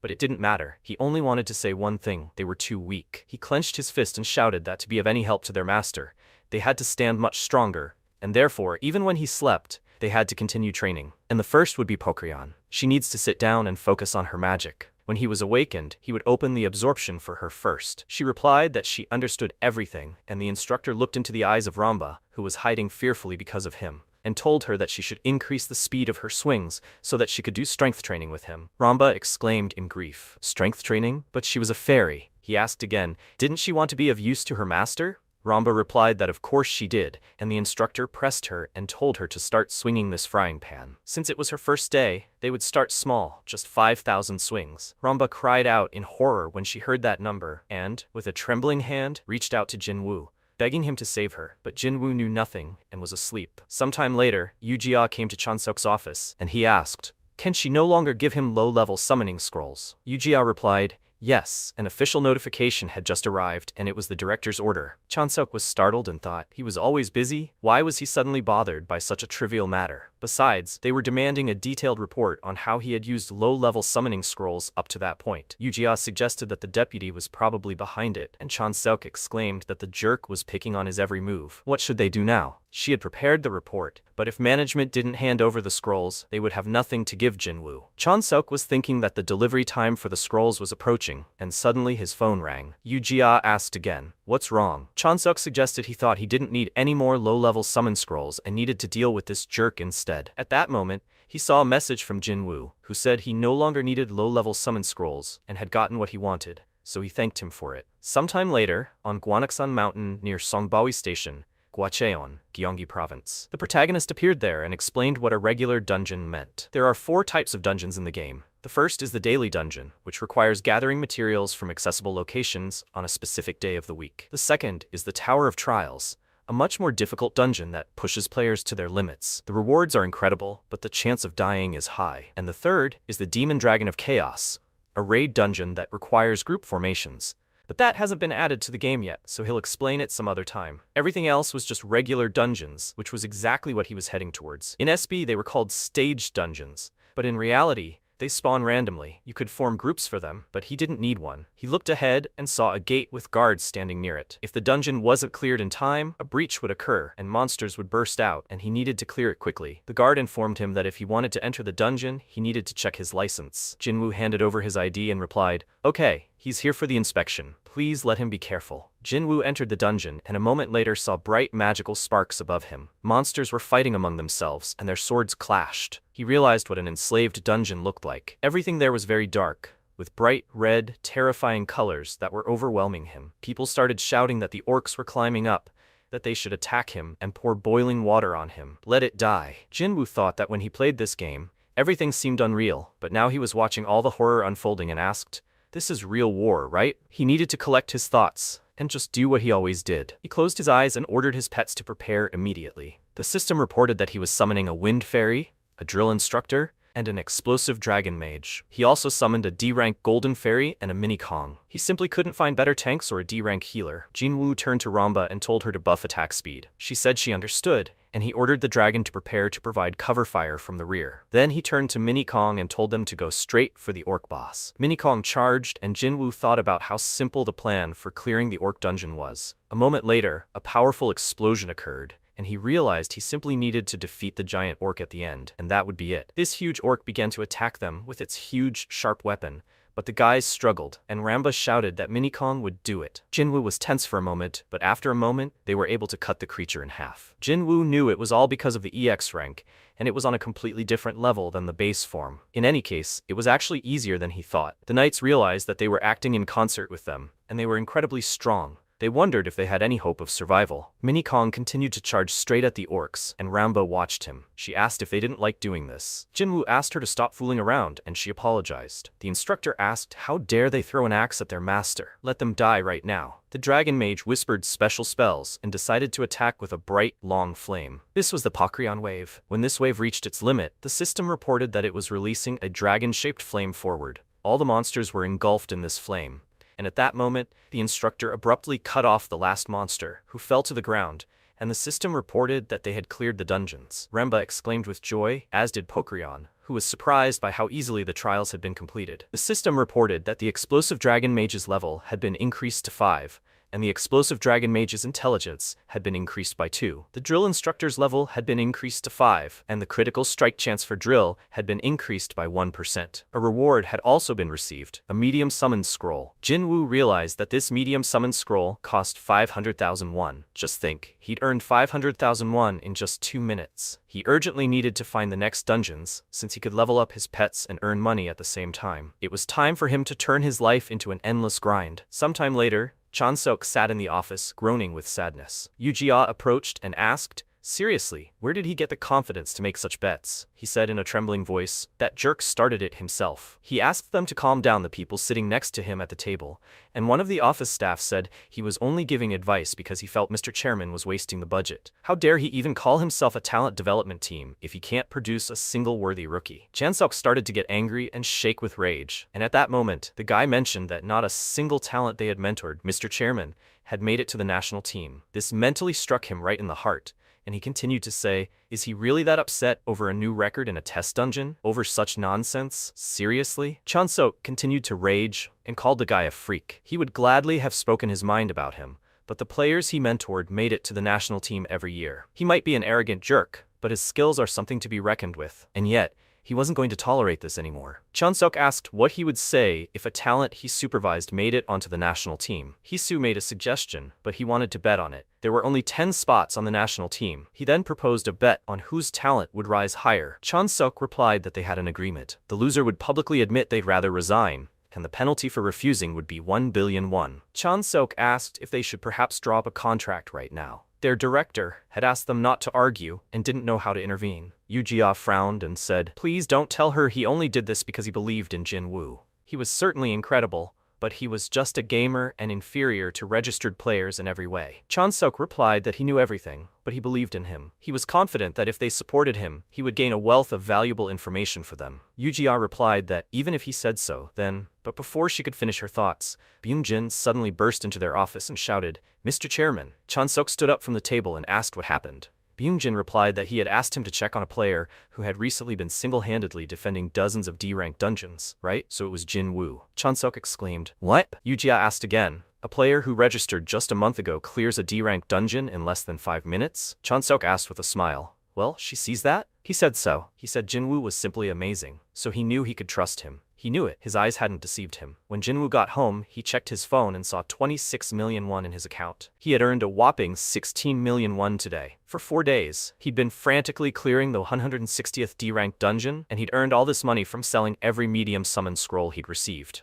His blood, sweat, and tears had been poured into this, and his time had finally come. Now he needed to split it all up. This account was for daily expenses, and later he'd create a family account and this savings account, setting aside 10 million won a month for himself. He seemed to be in a dream when he thought about these numbers. And finally, the player account. He was going to spend all this money on his pets. Money is money, But the most important thing now was his value as a player. Everyone had already surpassed level 30 through dungeons, so it was time to collect runes and enhance them. And to do that, he needed to farm daily dungeons. To quickly clear them, he needed a main pet. I wondered if there was anything on the market. When he opened this page in his browser, he froze and asked, "What? Are ranks worth 20 million on average? Is there any announcement about selling ranks or ranks at all?" He supposes it's logical, since even high-level scrolls only have a 1% chance of reaching rank B. Oh well, that's why he made sure he had someone he could rely on in advance. So he dialed the phone, and after a while, another subordinate burst into the chairman's office and exclaimed in surprise. Chan Sok asked again, "What happened?" He replied that he had received a new request from player Jin Woo, and Chan Sok exclaimed, "What? What did he ask for? This new request and the upcoming new achievements?" The guy replied that it scared him how happy he was. At that moment, he showed him the phone screen and said this. There was a message on the phone with a shopping list of the pets he had decided to give them. He wanted them to buy all of this for him. Chan Sok exclaimed, "Is that all?" He clutched his head and couldn't understand. If headquarters could buy all of this, he wouldn't be using a rank pet right now. But if they bought all this, what would he tell them? He said he'd reveal a secret method for clearing daily dungeons. It wasn't just for Monday and Wednesday dungeons, but for all daily dungeons. When Chan Sok thought about it, he seemed quite generous and replied, "Okay, he'll talk to the director." After a while, Chan Sok slammed his fist on the table and called someone an old fart and a stupid old man. Why was their country always in last place? That's why. His subordinates didn't understand what was wrong with him and realized he'd been refused. Asking something like that was just too much. Yujia wondered if all the chairmen had that many casualties, and Byung-jin asked what the director had said. Chan Sok replied that he'd told him to bring proof or show a recording of his progress before asking. And how was he supposed to beat this without pets? Yujia thought for a moment,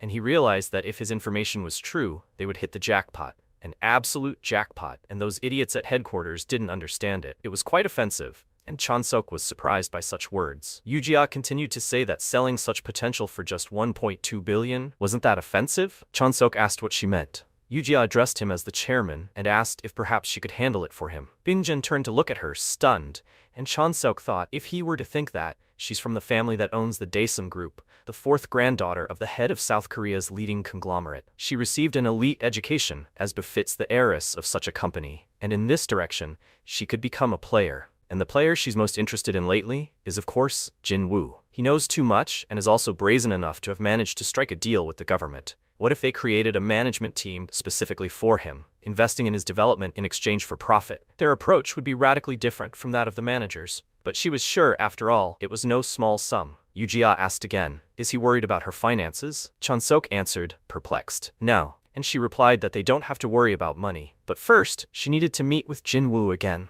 When Yujia was alone, she suddenly noticed Jin Woo approaching them. One of the employees bowed and wished them a pleasant stay. Jin Woo thanked him and thought, isn't that surprisingly generous? She'd sent him a message saying she'd like to answer his inquiries and suggesting they meet and discuss everything in detail. Just think, they'd gotten so excited over just one piece of information. It seemed hard for her to refuse. Thanks to this, he is now in an elite restaurant. He's being treated so well that he doesn't even know what to make of it. It definitely motivates him to keep supplying information. Yujia asked, has he finally arrived? When he saw her, he realized he'd looked up her profile beforehand and nearly fainted. Her looks, her family, her abilities. He never imagined someone from the third generation of chaebols would work at headquarters. She thanked him for coming, and Jin Woo asked again, is she alone? She replied, yes, she'll be talking to him today, not the headquarters. After some time, they continued dinner, and she informed them that, unfortunately, it was difficult to provide further support. Chairman Chan Sok was in favor of the idea, but many were against it. Jin Woo replied that if headquarters was against it, there was nothing he could do about it.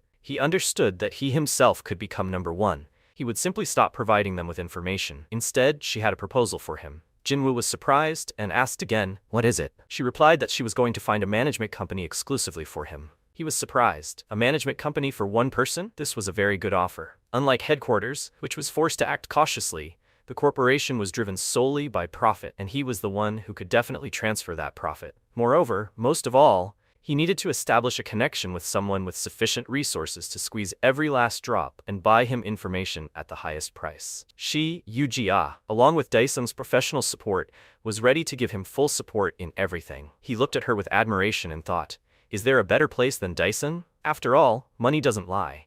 He happily told her that they had met several times today, but she would turn out to be a truly good person. Yu replied that for someone as talented as him, it was only natural. Then she'd explain the details along with the contract, and if it was convenient for him, she'd send it to him tomorrow. He should also check the pets he ordered. Jinwoo asked again, already? He hadn't even signed the contract yet. Yu replied, well yes, they prepared them regardless of his signing, and he could consider it a gift. Jinwoo was overjoyed by these words. After a while, Jin-ah approached him and asked her brother, he's still here today, right? What was he even doing that he didn't even call? He even seems to have his own place. When she looked up, she saw Yu in ordinary casual clothes and thought she was incredibly beautiful, until she realized she seemed to have seen that face somewhere online. When she remembered that it was that same Yu, she exclaimed in surprise. Meanwhile, Jinwoo was training in the arena with his pets and the instructor was shouting at them, more. They'll only get stronger if they give it their all. Jinwoo replied that he'd do one more attempt. Ramba collapsed, exhausted, muttering that she had no strength left. The instructor whispered, silence, someone was coming. Conversation was forbidden, and Pokryon, along with Ramba, also fell silent. When Yu approached them, Jinwoo was glad she'd come, and she replied, yes, he's been training since early morning. He replied, yes, it's just a light warm-up. His pets were here too. What a great team he has. Some of them she was seeing for the first time. Jinwoo laughed and replied that this was his main squad. Let them go and finish training, because he would formally introduce them later. Yu replied that she would give him a gift first. The system indicated that Yu was offering him a trade. He should carefully review the player's offer. SB supports player-to-player trading like other games. He trades A-rank Sky Silkworm pets for another A-rank pet. The trade was accepted, and if he cheated and escaped, he could literally die from the curse of the system window. She actually managed to find them all, and he clenched his hand into a fist. Afterwards, he bowed and thanked her, saying it was truly a precious gift. Yu chuckled and said it was nothing, then pulled a contract out of her bag and asked, are they getting started? The name of the management company was Yu Bake, a composite of their last name. He would get 70% of the shares, she 25%, and the chairman, Chan Seok, would get 5%.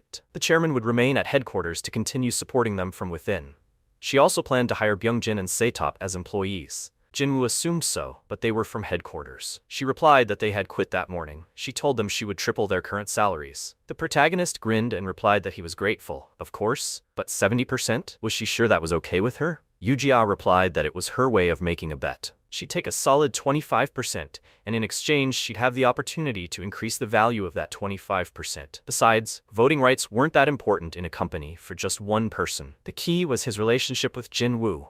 Now was the time to put greed aside and strengthen their bond. He put his stamp on the contract, and it was sealed. They shook hands joyfully, and the instructor silently looked at the glow nearby. Yu asked what it was. Suddenly, there was an explosion, and the instructor took advantage of his prey and grabbed her. Jinwoo was surprised to see her and asked what he was doing there. She was frightened and face down, unable to speak. Jinwoo guessed, so she recognized Yu and decided to follow her. Jin-ah said she was just curious. That's why she came. Why follow right away? He replied that this is what's called stalking, which made Jin-ah feel ashamed. Jinwoo asked if she saw him when she came here and decided to secretly watch. Jin-ah didn't answer, then suddenly started screaming. Yes, that's right. She rushed to her brother and shouted that he could never be acquainted with her. What had he done, and how did he even end up near her? In her mind, everything was too confusing. The contract had a clause about family, so they would have met sooner or later anyway, and Yu said that she was just about to meet his family, so everything worked out quite well. Jin-ah was dumbfounded when she heard Yu say that she wanted to meet her. She started screaming, let him speak up already. Suddenly, she fell silent and looked at her,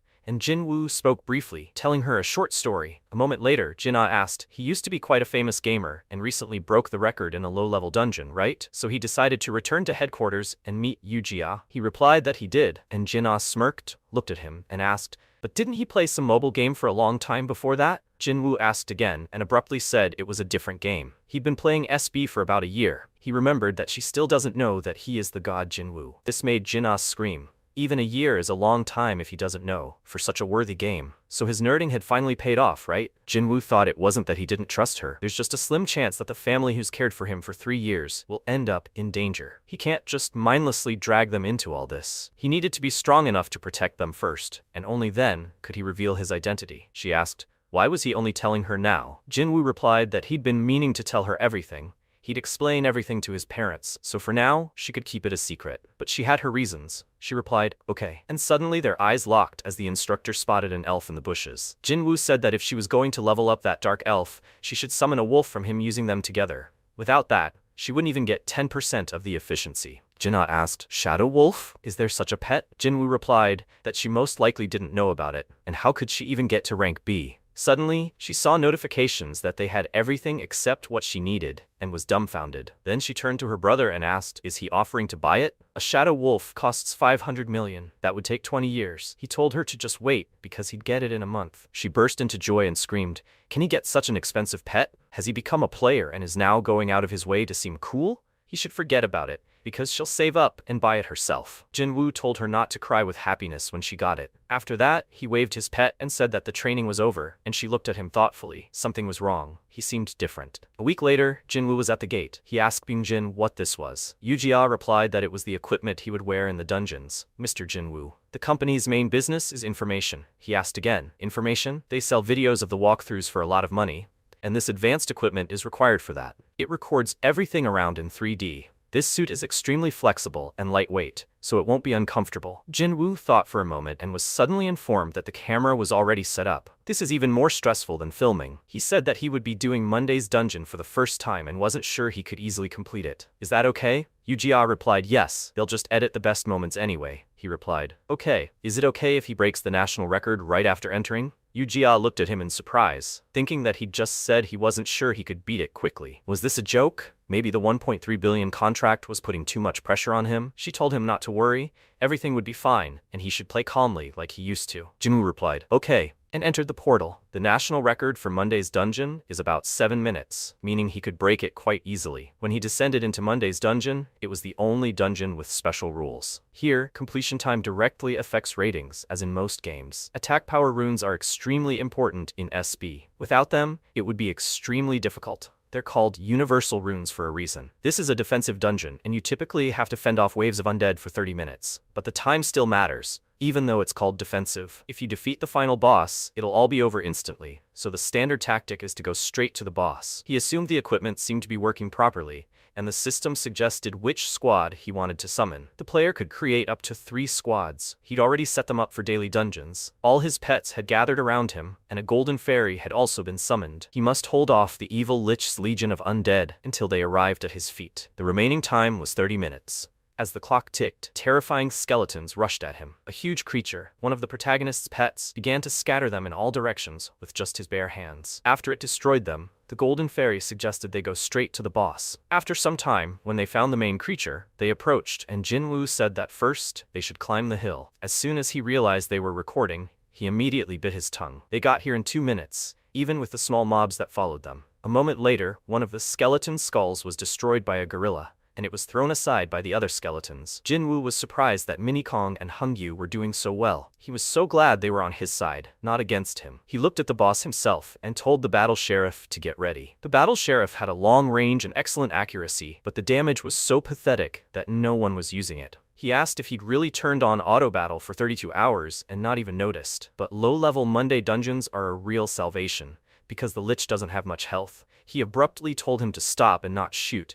The priestess should use Radiance and Blessing. Blessing had an effect. It removed the Dark Shield, a skill that grants immunity to ranged attacks. Now everything is fine, he told him to shoot. When the sheriff did this, the battle continued, and the instructor also fought for victory. He destroyed skeleton after skeleton with his sword, cleaving them in half. Minikong happily continued the fight and wasn't even wounded. The Golden Fairy assisted them throughout. After the sheriff had expended several bullets, Jinwoo realized his damage output was truly pathetic compared to the others, though his health was clearly slowly depleting. He tried to hit the skeletons with bullets, but they barely felt a thing. Usually, due to weak runes and low levels, this would take a long time, which is why everyone considers it useless and rarely uses it. However, at that moment, Minikong's health increased. The skeleton flew into the sky, and everyone noticed. Minikong also looked at the attacking skeleton, and Jinwoo smiled, realizing that this only affected regular players. At that moment, he didn't move, and the monster was destroyed by Instructor Hungyo's sword, which protected him. He could unlock its potential. If he chose the right runes and skills, even top-tier leches could vanish with a single bullet. A moment later, the boss began to fall to the ground and collapsed with a crash. The system announced that it had been defeated,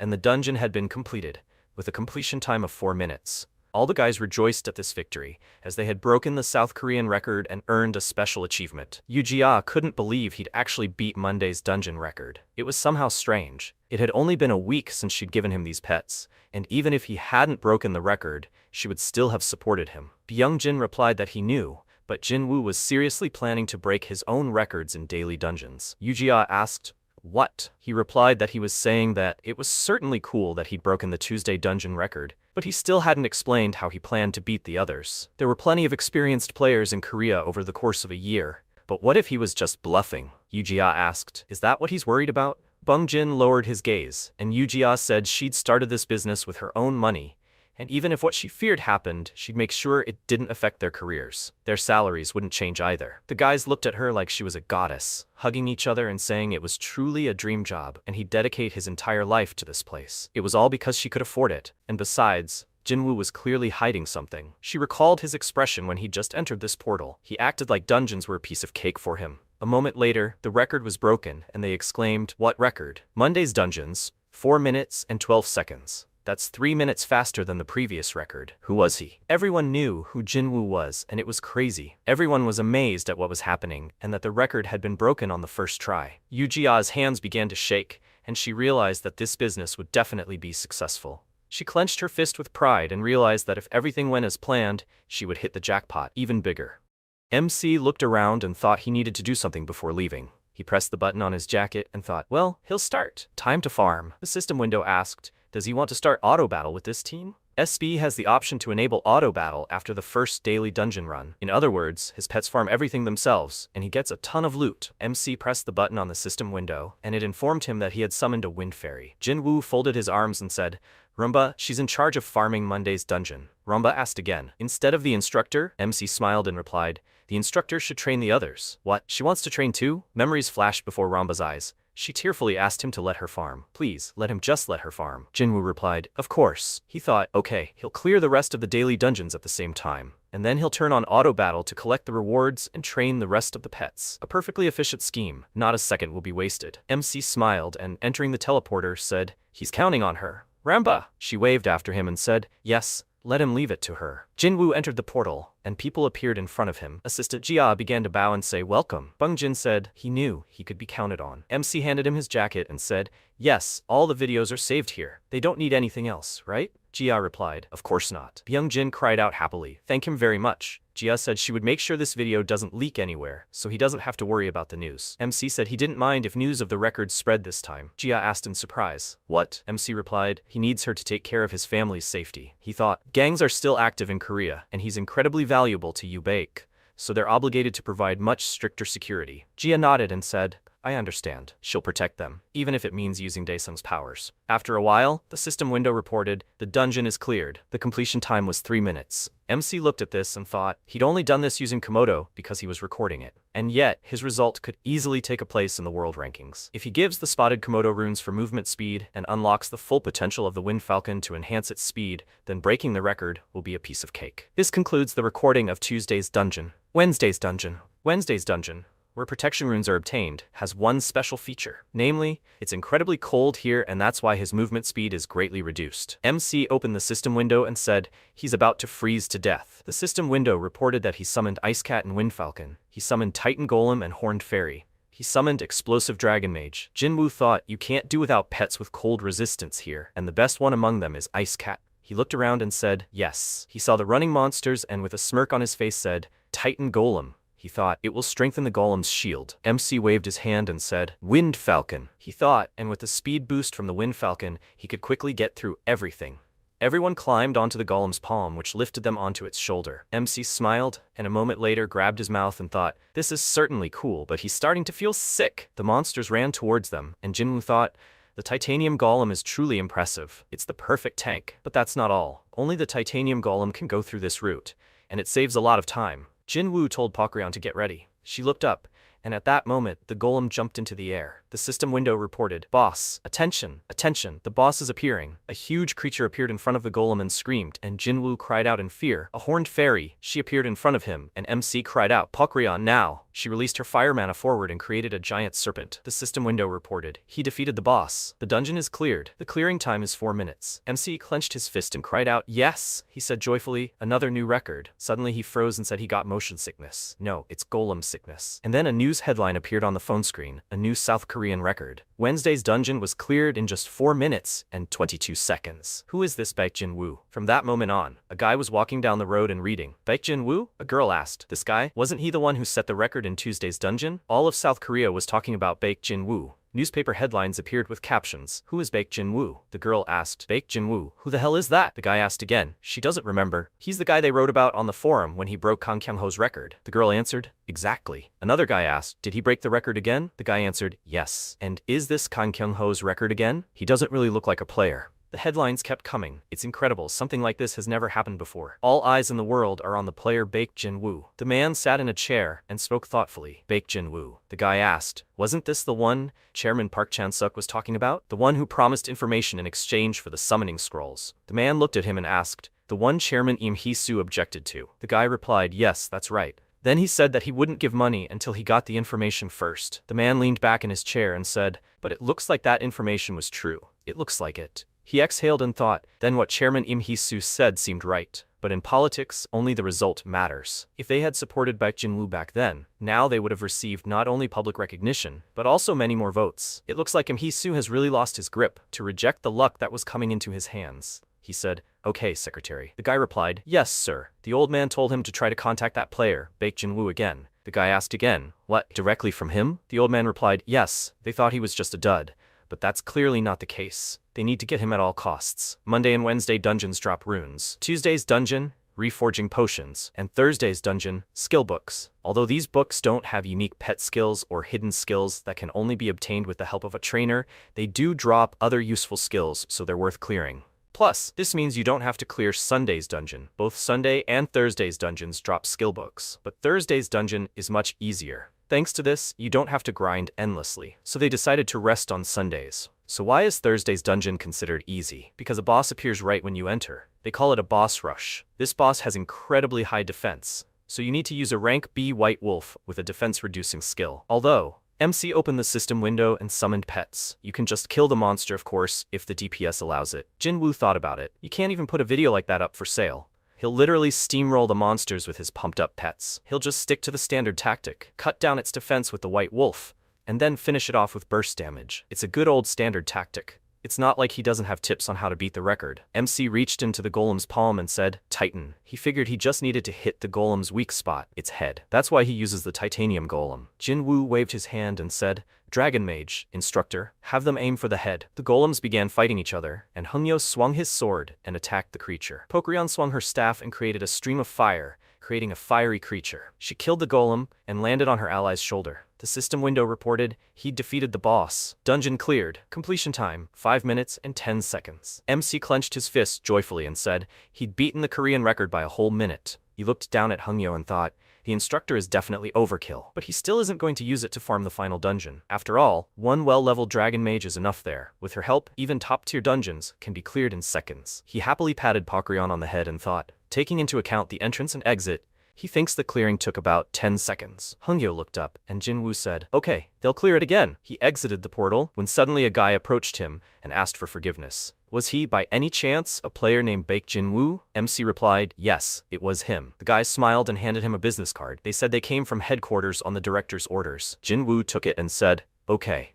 Did something happen?" He thought for a moment, thinking the matter with headquarters was closed. The guy said they considered his previous proposal, and since he showed such results, they are ready to consider it. Jin-woo interrupted him and said, "That proposal. Let them forget it." The guys stared at him in surprise, and the MC thought, results? Considered? He imagined two choices. Trust the Angel Jia or trust the headquarters. Jin-woo got angry and thought, this is all just a pretty wrapper. They are the complete opposite of Yu Jia. He said, actually, he is already collaborating with one company. If they want to say something, let them go through Yu Jia from Yu Baek. He walked past the guys and said, well, goodbye. The guy turned around and asked, Yu Baek? Senior, who is Yu Baek? And Yu Jia, is that the one from Daesun? The guy replied, they will figure it out as soon as they get back. He has a feeling like they missed something very important. Jinwoo imagined headquarters texting him with declarations of love, and he was logging out of the chat. He stopped, looked around and said, I think that's enough. The sweating sickness dungeon was different from the others. While in other dungeons, you could simply summon pets and order them to kill monsters, here you had to run through the dungeon yourself to complete it. He opened the system window and thought, it's time for him to start training too. The system window informed him that he had summoned a sky wyvern. Jinwoo thought the shield would prevent him from dying from the fall, but he was still scared. He turned to Sky and asked, is she ready? He climbed onto her back and ordered her to fly to the eastern sea. He closed his eyes, then opened them and looked around in surprise. He thought, this is much more fun. Jinwoo cried out, okay, let's go. Hongyo said, his master, his speed in learning to fly is simply astounding. As expected, he's amazing. MC said, no, not that much. Hongyo interrupted him and shouted, no, he's serious. Pokryon said, but it's true. Even they had a hard time flying wyverns at first. MC thought, come to think of it, Hongyo and Pokryon had ridden wyverns and dolphins back in SB. Pokryon said, as expected of the god Jinwoo, their lord. He said, slightly embarrassed, yes, thank you. Hongyo at that moment felt discriminated against because Jinwoo didn't thank him. MC said, anyway, next they have to train on sky dolphins, right? Pokryon replied, yes. Jinwoo said, they have plenty of experience in this, so he's counting on them. Pokryon happily said, they'll do their best. Hongyo said, yes, his lord. A few days later, MC entered Friday's dungeon. This dungeon drops special runes, and it was here that he earned the title of God of Clearing. MC said, Wind Falcon. The system window reported, the player's run will start in 10 seconds. Let him reach the destination as quickly as possible. He ordered to give him a speed buff. The falcon beeped, and the countdown came to an end. Jinwoo got ready and quickly ran forward. He ran forward, dodging obstacles. Doing all this himself,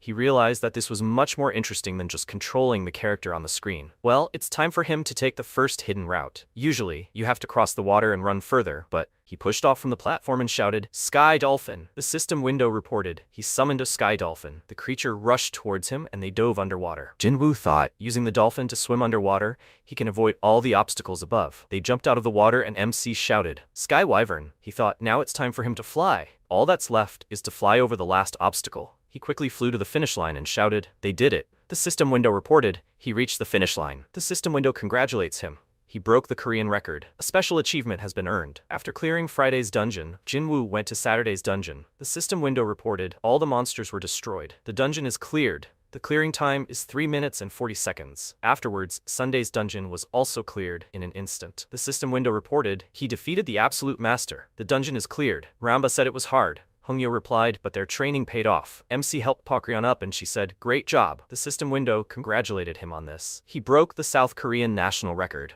Jinwoo wiped the sweat from his brow and said, he finally caught up with the top players. He thought if he continued to farm dungeons, their clearing time would become even shorter. The clearing time was 14 minutes and 50 seconds. MC thought he would farm once a day until he could start clearing medium dungeons. He would need to clear a high-level dungeon at least once, get the ruins and skills, and only then would he be able to even look at the Tower of Trials. MC looked away and thought, he wondered if 2 pets would be enough for him. By the way, if we don't count the high-level summon scrolls, what should he do with all these rewards? Sometime later in Yubake's office, Jia was sitting at her desk and looking at the news headlines on her phone. She thought, the whole world is going crazy about Baek Jinwoo. Well, that's not surprising. He broke all records in just a week. Jia turned to Mr. Kim Byung-jin. He peeked out from behind his computer and asked, yes, madam? Jia asked, how's the editing going? Byung-jin exhaled and clutched his head, saying, he just finished this, but the assistant peeked out and asked, is something wrong? Byung-jin replied, not really. He just couldn't believe his eyes while editing the video. Do they want to take a look? At Baek Jinwoo's request, he didn't include the Thursday and Sunday dungeons in the video. They started watching the video, and Jia began to carefully study every frame. She asked, what the hell? This is nonsense. Byung-jin said, his strategy and the way he executes it is on a completely different level, like some kind of circus performance. Jia asked, is this even possible? The assistant said, you can't even see something like this in a movie. Byung-jin said, he thinks even if they sell it, there will only be a small number of players who can do it. Jia thought, this just proves how incredible Baek Jinwoo is. She said, first, you need to buy all the pets mentioned in the video before selling it. Byung-jin said, that's how it is. She wants to occupy the market early. Jia answered, exactly. They need to make the most of the information they received. Byung-jin picked up the tablet and answered, he understood. He will buy as many as the budget allows. Jia said, no, there's no need to pay attention to the budget and buy everyone. She will solve everything if finances become insufficient. Byung-jin began to imagine different options, and Jia sat down at the table and began quickly typing something. She imagined the director shouting, Dae-sung, Yu-jia? He ordered the department head to be brought to him. The currencies knelt before her and said they guarantee that they will have the maximum limit possible. Yes, they are even ready to give her their watches. They asked to let them know if they need anything else. Jia smiled and thought. She sorted out the finances and bought all the pets. Now, it's time to sell the videos. She wrote, sold exclusively to players officially registered with the national headquarters of South Korea. The price of a video guide with Monday, Tuesday, Wednesday, Friday, and Saturday is 100 million won. A text guide with Thursday and Sunday is 10 million won.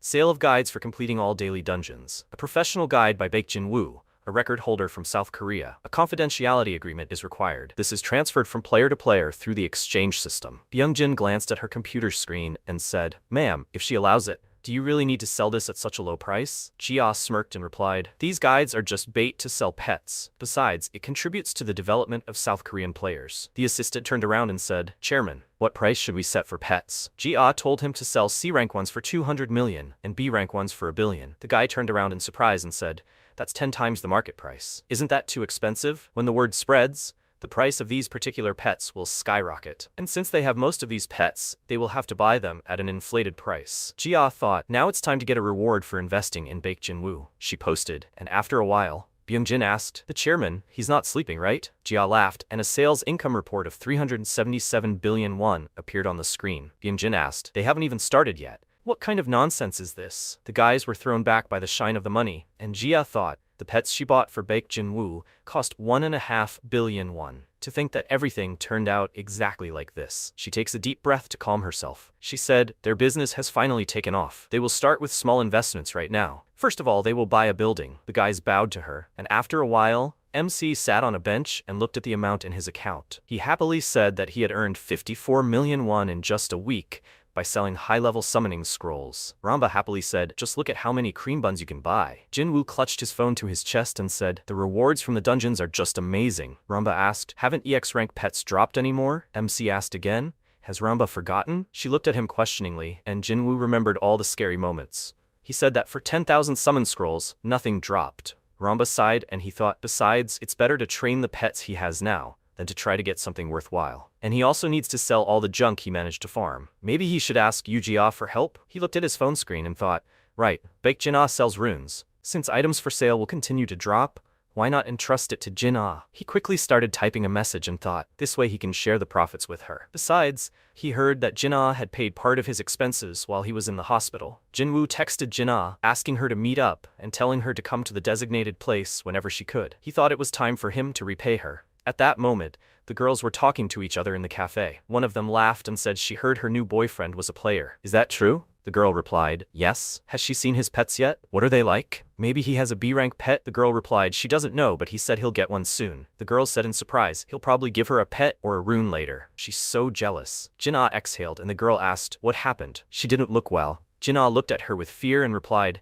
no, she just thought for a second. The girl said that if something was bothering her, she should just tell them. Yes, she would feel better if she talked it out. Jin-ah closed her eyes and said, girls. She thought she was very touched, but her brother, the very player everyone is talking about now. How should she tell them that he has already opened a company selling information? Well, yes, he probably has his reasons for hiding everything.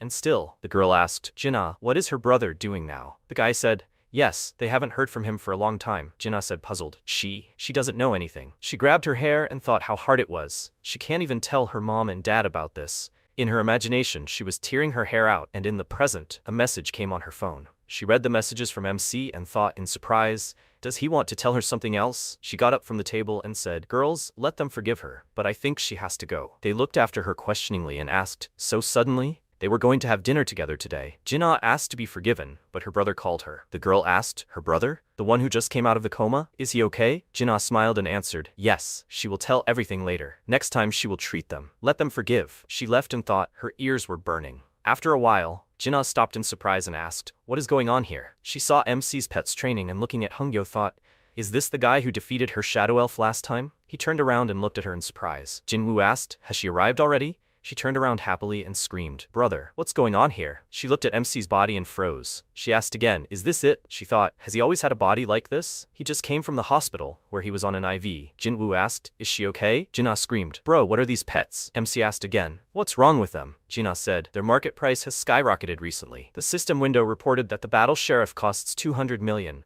the priestess of radiance 200 million, and the celestial wyvern, wind falcon, and titan golem are each 1 billion. Jinna said they're really hard to get, and there aren't many left." She froze and thought, wait, where did he even get such rare pets? They say they were in that video Ubek sold. Ubek? She widened her eyes and said, "No way. Bro, was it he who broke the daily dungeon records with these pets?" MC folded his arms and said, "Yes." Jinna asked where he got them all, and why was he so calm? He asked, "She remembers you, Jia, right?" Jinna screamed, "Jia? Of course she remembers." MC replied, "She gave them to him." Jinna froze and then screamed loudly, "Gave them? They are terribly expensive. Don't they belong to the company?" Jinwoo replied, "Yes. She said it was a gift." Anyway, she quickly came. Jinna asked, "Really? Why did he call her?" Jinwoo asked, "Is she still selling runes?" Jinna replied, "Yes, she just sold some yesterday." He opened the system window and asked, just to see if she could see. He dumped a huge pile of runes in front of Jinna and she screamed, "What? What is all this?" MC replied, "These are rewards for completing dungeons. Does she want to take a look?" Jinna took one stone and asked, "This is a speed rune, right? But the stats are not that great. This cleavage rune has a crit chance. This can be sold for a really high price." MC looked at her and thought, "Bake Jinna. She sells runes every day and that's why she knows so much. She has a pretty good eye. She remembers even the effects of runes with a low drop rate, and she instantly determines the value of skill books and materials. Besides, she immediately recognized his pets. She probably never leaves the market." Jinwoo turned to Jinna and said that he would give it all to her. Will she try to sell it? Jinna looked at him in surprise and asked, did he want her to do this? She thought about it. She was sure she could sell it for a good price. At least, no worse than others. MC thought she had demonstrated her business acumen more than once, even as a child, in all the games. For her, trading has always been more interesting than hunting. Jinna thought, but if she sells all this, she will not need to farm runes anymore. Although, maybe it is better for her to just focus on sales. After all, she only started farming because she needed things to sell. The only thing that worries her. She asked, then what percentage will she get from the sales? Jinna thought she also needs to think about the future. She can do everything for free a couple of times, but not all the time. MC asked how much she wants. Jinna said, well, large wholesalers usually take 8 to 10%. But since it's him, she'll only take 5%. How does he like that? Jinwoo asked again. What does 5% mean? Between them, he offered her 20%. Jinna looked at him in surprise, and MC said, he'll give her a whole 20%, so she should try to sell it for as much as possible. Jinna froze in shock and said, 20%. He's giving her that much? MC waved his hand at her and said, he'll bring her more runes later, so she should get ready to work. Jinna screamed. Later? So he wants her to do this all the time? She thought. Selling all these items with a 20% commission, now she won't have to farm runes anymore. She wiped away her tears and thought with a smile, she'll become a professional merchant. Having entrusted Jin-Ah with selling all the rewards from the dungeon, he seriously set about leveling Pokryon. After a while, a scream rang out. Pokryon struck, a large stream of fire rushed forward, and MC erected a barrier. He thought, after all, a powerful damage dealer is essential for any strong player. Jinwoo smiled and said, good job, Pokryon. He patted her head and said, at this rate, she'll soon be able to clear D-rank dungeons with her eyes closed. That's impressive. Pokryon smiled and thanked him. Jinwoo looked away and thought it had been a while since they'd gone into a dungeon together. He was sure the others were also training diligently under Hungyo. Summoned pets can exist without a player for several hours and even disperse on their own after that time. Meanwhile, the pets were doing strange things. After some time in the dungeon, MC said, by the way, Pokryon. She said, yes, Master Jinwoo. He asked, does she want anything? At that moment, a monster started attacking them and screamed loudly, but Pokryon turned around and released fire mana in its direction. She turned around and asked, what does she want?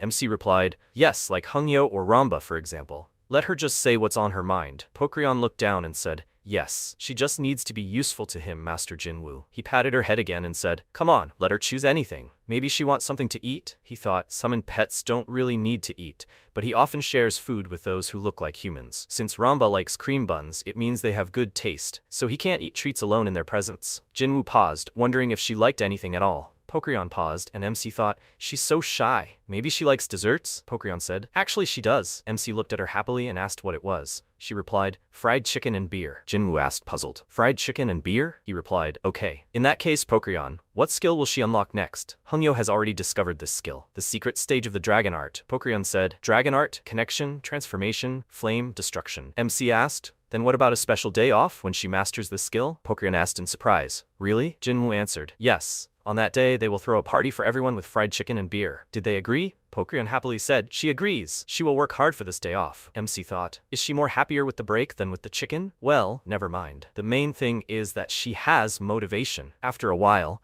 Jia stood on the hill and watched the machinery work. Byungjin asked, Madam, how did she find such a place? Jia folded her arms across her chest and replied, she bought it from her grandfather. The U-Black headquarters will be built here. She pointed to the side and said, there will be an office here, and over there a dormitory and apartments for the staff, and she will build a bunker under each building. Byungjin asked again, a bunker? Jia answered, yes. She remembered MC's words that she just needed to focus on protecting the family. She thought about it, because a promise must be kept, and since he likes open spaces, this place would be perfect for training. Jia asked, Mr. Byungjin, did he find the pet she asked for? He looked at her and answered, yes, the shadow wolf she asked to find. But why exactly him? Jia looked at the creature and said, she wants to give the creature to someone. After a while, meat was being cooked in the restaurant, and a girl said, Jinnah, it's so delicious. Another girl looked at her and asked, can they really afford such a treat? Jinnah answered, of course. Let them order whatever they want. The girls happily said, yes, successful players, this is a completely different level. Jinnah thought, it's all thanks to her brother. The items he gives her are not only numerous, but their stats are simply incredible. At the item sales point, people were shouting loudly, these items are simply the best. Here's their business card. Let her contact them if any good runes appear. Jinnah thought, thanks to him, her customer base has grown very quickly. The girl asked, have they heard of Baek Jinwoo? He's in great demand now. They say he's broken all his records again. Jinnah froze from what she heard, and someone said, at this rate, he'll soon break world records. He's simply amazing. Jinnah smiled and thought, her brother really is amazing. Someone asked, isn't he handsome? He probably has a girlfriend. They're so jealous of her. Jinnah, is she that hungry? Jinnah froze and thought, handsome? It's like they're talking about different Baek Jinwoo. What are they even talking about? The girl asked, does he have social media? Another girl asked, since he works for you, Jia, maybe she follows him? Jinnah frowned and started eating, and the girl stopped in surprise and said, this account. Jinnah, isn't this her account? Why is Yu Jia following her? She cried out in surprise. What? They're getting something mixed up. She looked at her phone screen and thought, is this true? She didn't just follow her as a fan. When did she have time to follow back? She probably followed out of politeness, because she's his sister. They're staring. The girl looked at her and cried out, wait, what? Let her explain. Do they even know each other? Let her just not tell them they're close? Jinnah looked questioningly at the phone screen, and the girl asked her to tell them. She asked her to wait a second. She saw a message from Jia asking if she was free tomorrow. Jinnah screamed loudly with joy, and the girls asked, Jinnah, what happened? The waiter looked at her puzzled, having already asked her to be quieter.